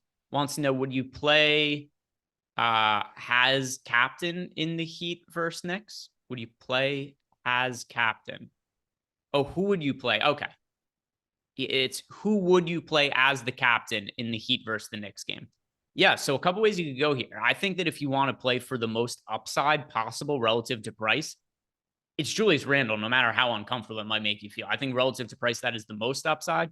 If you want my answer as far as the player who, if I was building one Showdown lineup right now, and I know this is going to drive people crazy once again, but Bam Adebayo. I think that's a good answer. I think that's probably the best answer here. For Showdown captain, I'm trying to think if there's, like, you don't really need to go to the super cheap guys. You could potentially, like, I don't play a lot of NBA Showdown. I haven't looked at it closely, but I do think you could probably fit in like all of the, Bam, Julius Randle, Jalen Brunson, RJ Barrett, if you go to a cheaper captain. So maybe something you could consider, but I haven't looked at it closely enough. So yeah, probably Bam is the answer for me as well. And I saw Jordan briefly put the Underdog cartoon up on the screen there. What year did that come out? Do you know? I did not see it. Yeah, I mean, Malukar, come on. Malukar, like come 1964. I don't know. I don't know about 1964 cartoons. Like my dad was born. Like my dad wasn't even 10 years old at that point. My dad was 12. Yeah. I knew it was a cartoon, so I knew that much. But yeah, oh boy. Sorry. Chris Paul could miss games 3, 4, and 5. Expected to miss at least 1 week. But of just bad playoff luck, I mean, Chris Paul never could stay healthy in the playoffs. It's just absolutely ridiculous what has happened with him in the playoffs throughout his entire career. But that's just the way things have gone for him. We've got a question here from my fill arc. One more jump off RJ now that they are both in. Let me look at. I don't think I have very much exposure to RJ Barrett. I have 15% of Barrett, which is pretty close to even with the field. He's not a priority play, but I don't think you have to outright fade him. Yeah, I have. I think I'm underweight to the field on RJ today. No, I guess my latest crunch I have 24%. I guess I'll end up probably close to the field at 16% feels about right for RJ Barrett. Yeah, that's I'm very close to the field on Barrett. I wouldn't. It depends. If you're playing one line on my fill arc, he would not be in that one lineup. If you're playing 20 and he's in 3 or 4 of them, I think that's reasonable. Malcolm Revamp, Neil, Greg, what are your core locks on DK, FanDuel, Cash? So yeah, let's look at the players who are the safest for the slate. And Neil, do you want to do it for DK and I'll do it for FanDuel? Just the players who you think are the absolute safest, popular plays on the slate that people absolutely should be rostering in cash games. I think a couple of them are going to be just ubiquitous across all sites, all sorts of, all like whether you're playing on DraftKings, FanDuel, Yahoo, wherever you might be playing. Like Kyle Lowry is somebody I think you want to be playing in cash games just relative to what his ownership is right now. That's going to apply to both sites. But who are the other players that are really popular? You would say like these are the guys who need to be playing in cash games on DK, and then I'll do it for FanDuel. Yeah, so I would say I agree with you. Kyle Lowry is the most obvious there. Bam Adebayo, Gabe Vincent, I would add to that list as well. All 3 of those guys getting more than 50% ownership. I like Julius Randle. We talked about how much variance there is in his potential outcome here. but he still is getting like 51% projected ownership. So maybe you throw him in the group. I don't know. I think I'm more comfortable saying Kyle Lowry, Bam Adebayo, Gabe Vincent, all getting over 50% ownership, all project well, point per dollar. So I'd go there. Let's see. So for FanDuel purposes, I mentioned Kyle Lowry. That's just somebody who you guys should be playing in cash games no matter where you're playing. Klay Thompson is somebody who's much different looking on FanDuel than DraftKings. Klay Thompson is projected for a ton of ownership on FanDuel. He's also only $6,200. So Klay Thompson, I think you should be playing in cash games on FanDuel. Gabe Vincent, $5,600 on FanDuel. He's popular enough to where I'd say play him. Same goes with Caleb Martin at 5,500. And then as far as pay up options go, I'm going to say play Steph Curry in cash games as well. 10,200. He's going to be really popular. Steph Curry is my preferred cash game option today. Something we haven't talked about yet, Neil. And I want to ask you before we move on with more of our questions. Who is the pay up option you have the most exposure to now? Let me see. Let's see. So that would be, so for me right now, depending on what you consider pay up, like Julius Randle, if you consider him, and Bam, if you consider Bam pay up, but of the most expensive guys, it's actually LeBron right now because he's just getting 19% ownership. I'm leaning into the field being underweight to LeBron. We have a game between the two fastest paced teams in the league in the Lakers Warriors. I'm willing to, if LeBron's going to be 19% owned, I'm going about more than double the field on LeBron currently. So he is actually the pay up option that I'm getting the most exposure to right now. And that's just because he's a little bit contrarian. If I can play LeBron when he's a contrarian, I'm going to love doing so. So for me, the answer is Anthony Davis. So earlier in the day, the answer was Steph Curry. But here's what's changed as this show has gone on, as we got more news. Of the value we've gotten, like Kyle Lowry becoming somebody who just projects really, really strongly, I find there to be more value in the backcourt than in the front court. And considering Steph Curry is more popular than AD and LeBron, I find myself getting to more of AD and LeBron, Steph Curry a little bit less so, also just because of all the value that we have in the backcourt right now. So AD 1 for me, LeBron 2, Steph Curry 3. Now getting back to your guys' questions, we have one from, I think there was a follow-up that I saw come up from Ace of Spade, where we wanted to know DK tiers update now that things have changed. So there's not anything that's really changed for me, DK tiers, because we already had the Jimmy Butler news at the top of the show. Julius Randle's in. So tier 1 for me, Steph Curry. Tier 2, Bam Adebayo. Tier 3, I'm going with Julius Randle. Tier 4, D'Angelo Russell. Tier 5, Kyle Lowry. Tier 6, Duncan Robinson. Those are all my guys there, Ace of Spade. The next question is from Jorge. Jorge Giacomi says, thoughts on DiVincenzo and Gary Payton? Are either of these options that you're getting to as a little bit more contrarian plays, Neil? A little bit. I have 11% Gary Payton. So I'm actually underweight to the field on actually both of them. If I were to just choose one of them, it would be Gary Payton. I like your reasoning that he could actually take on more of that role from Jordan Poole. Like, I think that is certainly a possibility. So I wouldn't hate it if I were above weight to the field on Gary Payton. I'm not there right now, but yeah, I wouldn't hate it if I were. I will say, just while we're on the topic, Jordan Poole coming in at 8% ownership, even with how bad he's been, that's kind of interesting to me on a 2-game slate. Just because even though I agree with you, like he's been so bad and probably should be losing his playing time, only played 19 minutes the last game. There's at least some chance that Jordan Poole gets hot and they leave him on the court a little bit longer. Yeah, so I liked Peyton more earlier in the day, but then just so much value is opened up that I find to be good value that it definitely lowered the amount I got to Peyton. So I have exposure to Peyton, I have exposure to DiVincenzo, but it's sub 10% on both of them. If I had to choose one, my answer would be to get more of Peyton than to DiVincenzo, just because I do think there's opportunity for him to step into a bigger role. But neither of them are priorities for me. That's for sure. No priorities. At least, I mean, between DiVincenzo and Gary Payton, that is. Yeah. Now getting into Discord, because I would like to answer some of those questions and haven't quite gotten to those yet. But one thing I also want to mention is that if you guys have not signed up for a stochastic package yet, use the link below and it'll get you 50% off any of the packages we have over at stochastic.com when you sign up for the first time. It'd be the lineup generator package, where it is less than $5 you get access to for the lineup generator. Also, if you want to sign up for a platinum package, you're going to get access to projections, ownership projections for basically every single DFS sport out there. Get that 50% off when you sign up for the first time. Really good deal, especially if somebody plays multiple DFS sports. Now, questions in Discord. Miami High Life. I'm hanging out with Howard Stern in Miami, and he thinks Steph Curry is the best pay up. I think it's AD. Who's your favorite pay up on DK? I agree with you, Miami High. Oh, no.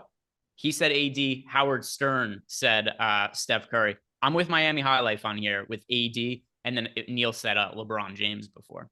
Pat Clay Tomstar. Is 69% Clay too much in the captain spot for the showdown slate? Yes. If you're playing multiple lineups, like 69% of anybody is a little bit too much. Yeah. Yeah. Noah, are we really surprised that Jimmy Butler is out? No, not based on how he looked at the tail end of last game. I know he stayed on the court and he finished it, but he couldn't move. The Heat played 5-on-4 for the last 4 minutes of the game. It's not all that surprising that Jimmy Butler is out today. The Maharishi, I'm getting to an uncomfortable amount of Kevin Love. What is your cap on exposure to him? I have a ton of Kevin Love. I do too. And yeah, he's in the majority of my lineups. I don't, especially for a 2-game slate, I don't set any kind of caps. I run lineups. Whatever comes up for me using my process is what comes up for me. If you're getting to just all of the Kevin Love, I have no issues with that at all. Yeah, somebody in chat just said that nobody's talking about Kevin Love, and I guess we haven't been talking about him because he's not like that controversial. He's just he's a very good point per dollar play.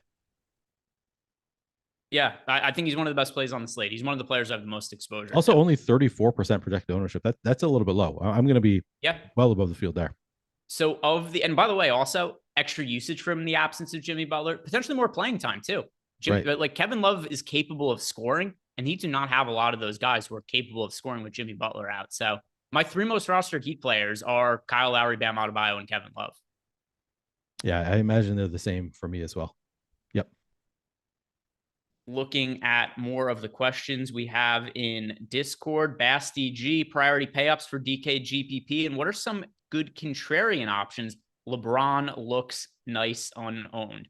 So contrarian options, let's see, who are the players that I am most overweight to? Kevin Love for a 2-game slate. Could we consider Kevin Love somewhat contrarian? I mean, he's lower owned than I think we would both agree that he's a lot lower owned than he should be for a 2-game slate. We've only got him in for 23 and a half minutes, and he's getting into a ton of my lineups, even after I've reduced his projection a little bit. He's a great point per dollar option here. Yeah. So, I mean, normally we're not considering 34% contrarian, but I think for the purpose of this slate, we can. Other players that I'm overweight to Mitchell Robinson at only 14% ownership. I think that he is somebody that's getting a little bit overlooked by the field. Even with Julius Randle back, there is potential for Julius Randle to not play his full allotment of minutes, which we saw in other games where he was out there. So Mitchell Robinson, I think there's more upside that meets the eye at 14% ownership. Anything else that you'd be adding as a contrarian option you like getting to? And we're both on the same page with, LeBron and AD as well. I like that Mitchell Robinson. I was trying to think of okay, if we do think that Julius Randle plays limited minutes or is limited in general, has lower usage, who benefits?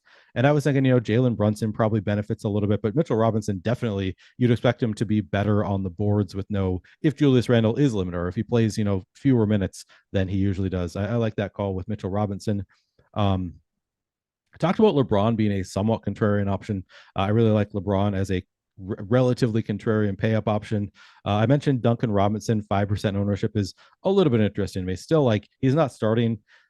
Probably not gonna he's somebody that you have to accept. He's more often than not gonna pay off that $4,400 price tag. But if he does get hot, and I think it happens more often than 1 in 20 games, so I like him at 5% ownership. Kind of interesting there. Yeah,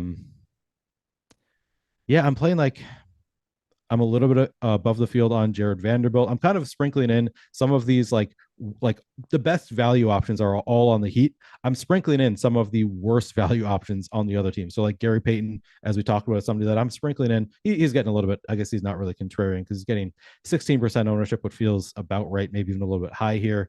As I said, Jordan Poole at 8% ownership is at least interesting, just because of the ownership, even with how bad he's been in a pace-up matchup. If he is hitting his shots, I imagine they let him keep shooting. So he's a little bit interesting to me at 8% ownership. I think I like him a little bit better than that. I'm trying to find if there are, and I guess Dennis Schroeder is somebody at 3,700. I could see Dennis Schroeder paying off that price tag and in kind of a way that you really like to have. So like, I could see Dennis Schroeder putting up, 24 fantasy points or something. We're projecting him for only 15.5. So there's a reason Dennis Schroeder only getting 10% ownership, but at that $3,700 price tag, I kind of like it just because like he doesn't need to do that well to pay off the price tag. And I think that Dennis Schroeder, if he is playing well, could have an actually good fantasy game. So I guess Dennis Schroeder is probably my best answer here where I'm the most overweight to the field. Yeah, Mitchell Robinson, the one for me, and a very low floor on Mitchell Robinson. But once again, it's just, I think there is a chance that Randle's not able to play a full allotment of minutes, and a lot of that would end up filtering to Mitchell Robinson. Then we have, or extra opportunity to Mitchell Robinson. We've got Sotek saying, since Neil mentioned LeBron, your thoughts on him for FanDuel single entry? Yeah, I think LeBron is a really strong single entry pay up option, DraftKings or FanDuel. I think he's under-owned on both sites. Strickstein, 71. What do you think about a full Curry fade? Super risky, right? So I can't advocate for a full fade, but I have 20% of him right now, which is well underneath the field. I presume that you're underweight to him as well, Neil? I am, just because I'm going so heavy on LeBron. Yeah.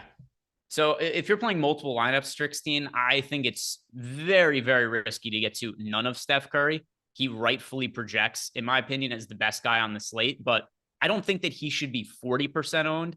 And then LeBron should be 18%, AD at 26%. Like the gap in the ownership is too high. So that's why I ended up coming in underweight on Steph Curry, that impaired with there being all this backcourt value now. But outright fade, a little bit too risky for me. Champino 26, favorite leverage plays, payups, and value on DK. Favorite payup option for me is Anthony Davis. For Neil, it was LeBron James. My favorite leverage play, I guess I'll call Kevin Love as of right now as my favorite leverage play. Also the best in the boom bust tool, by the way. Yeah. So favorite leverage play, I'll call Kevin Love. Favorite value play, Kyle Lowry. Yep, I think those are all probably right in line with what I was going to say. I looked up the boom bust because we've been talking about it without actually looking at it, and I figured that Kevin Love was going to pop in the boom bust, and sure enough, he does. So yeah, I think those are all the best options. Yeah, so that's where I'm at with all of those. I'm just double checking to make sure I didn't miss any super chats. By the way, LeBron now number 2 in terms of leverage plays. Oh, look at that. 18.6% projected ownership. Yeah, 30.9% chance of being optimal. So looks good. Oh, and Mitchell Robinson, number 3, by the way. So look at that. Look at that. So another thing too, when it comes to LeBron, is I think people might be overreacting to his lower usage in the first round series against the Memphis Grizzlies. Yep. But a lot of those games were not competitive, like not even remotely competitive. And when we saw the games get close, there was one really tight game. The Lakers ended up winning by 6 points against Memphis. LeBron that game put up, was, I think, 22 points, 20 rebounds, 7 assists. It was the only game he had to exert himself and play extra minutes. Every other game was decided by double digits in that series. Yeah. I expect this to be a more competitive series. And LeBron, we've seen times this year, LeBron down the stretch of the season where the Lakers were playing high leverage games, LeBron was regularly putting up usage rates north of 30%. The reason for the lower usage last series, I don't think it's because he can't handle a lot of usage anymore. I just think it wasn't needed. And he's smart enough. He knew that to conserve his energy. So I think we're going to see him bounce back and have a good series. But we're getting to lock here. Anything you want to add before we close this out here, Neil? No, I just see conversation saying, making the call that Jordan Poole isn't going to get 25 minutes. Yeah, that's by far the most likely outcome, is that he doesn't get to 25 minutes. Where you got to take some risks. You can't just play all the best projected plays in a GPP, which is what we're talking about here. So we've got Jordan Poole projected for under 20 minutes. Definitely a ton of risk there. You got to think about, am I willing to take that risk in a large field GPP? And to me, that is a risk that I'm willing to take at 8% ownership. But yeah, good luck tonight. Yeah, let's go. I don't even know who I'm cheering for in these series, actually. So I can't really make a call there. I think Knicks, because I hate Jimmy Butler so much.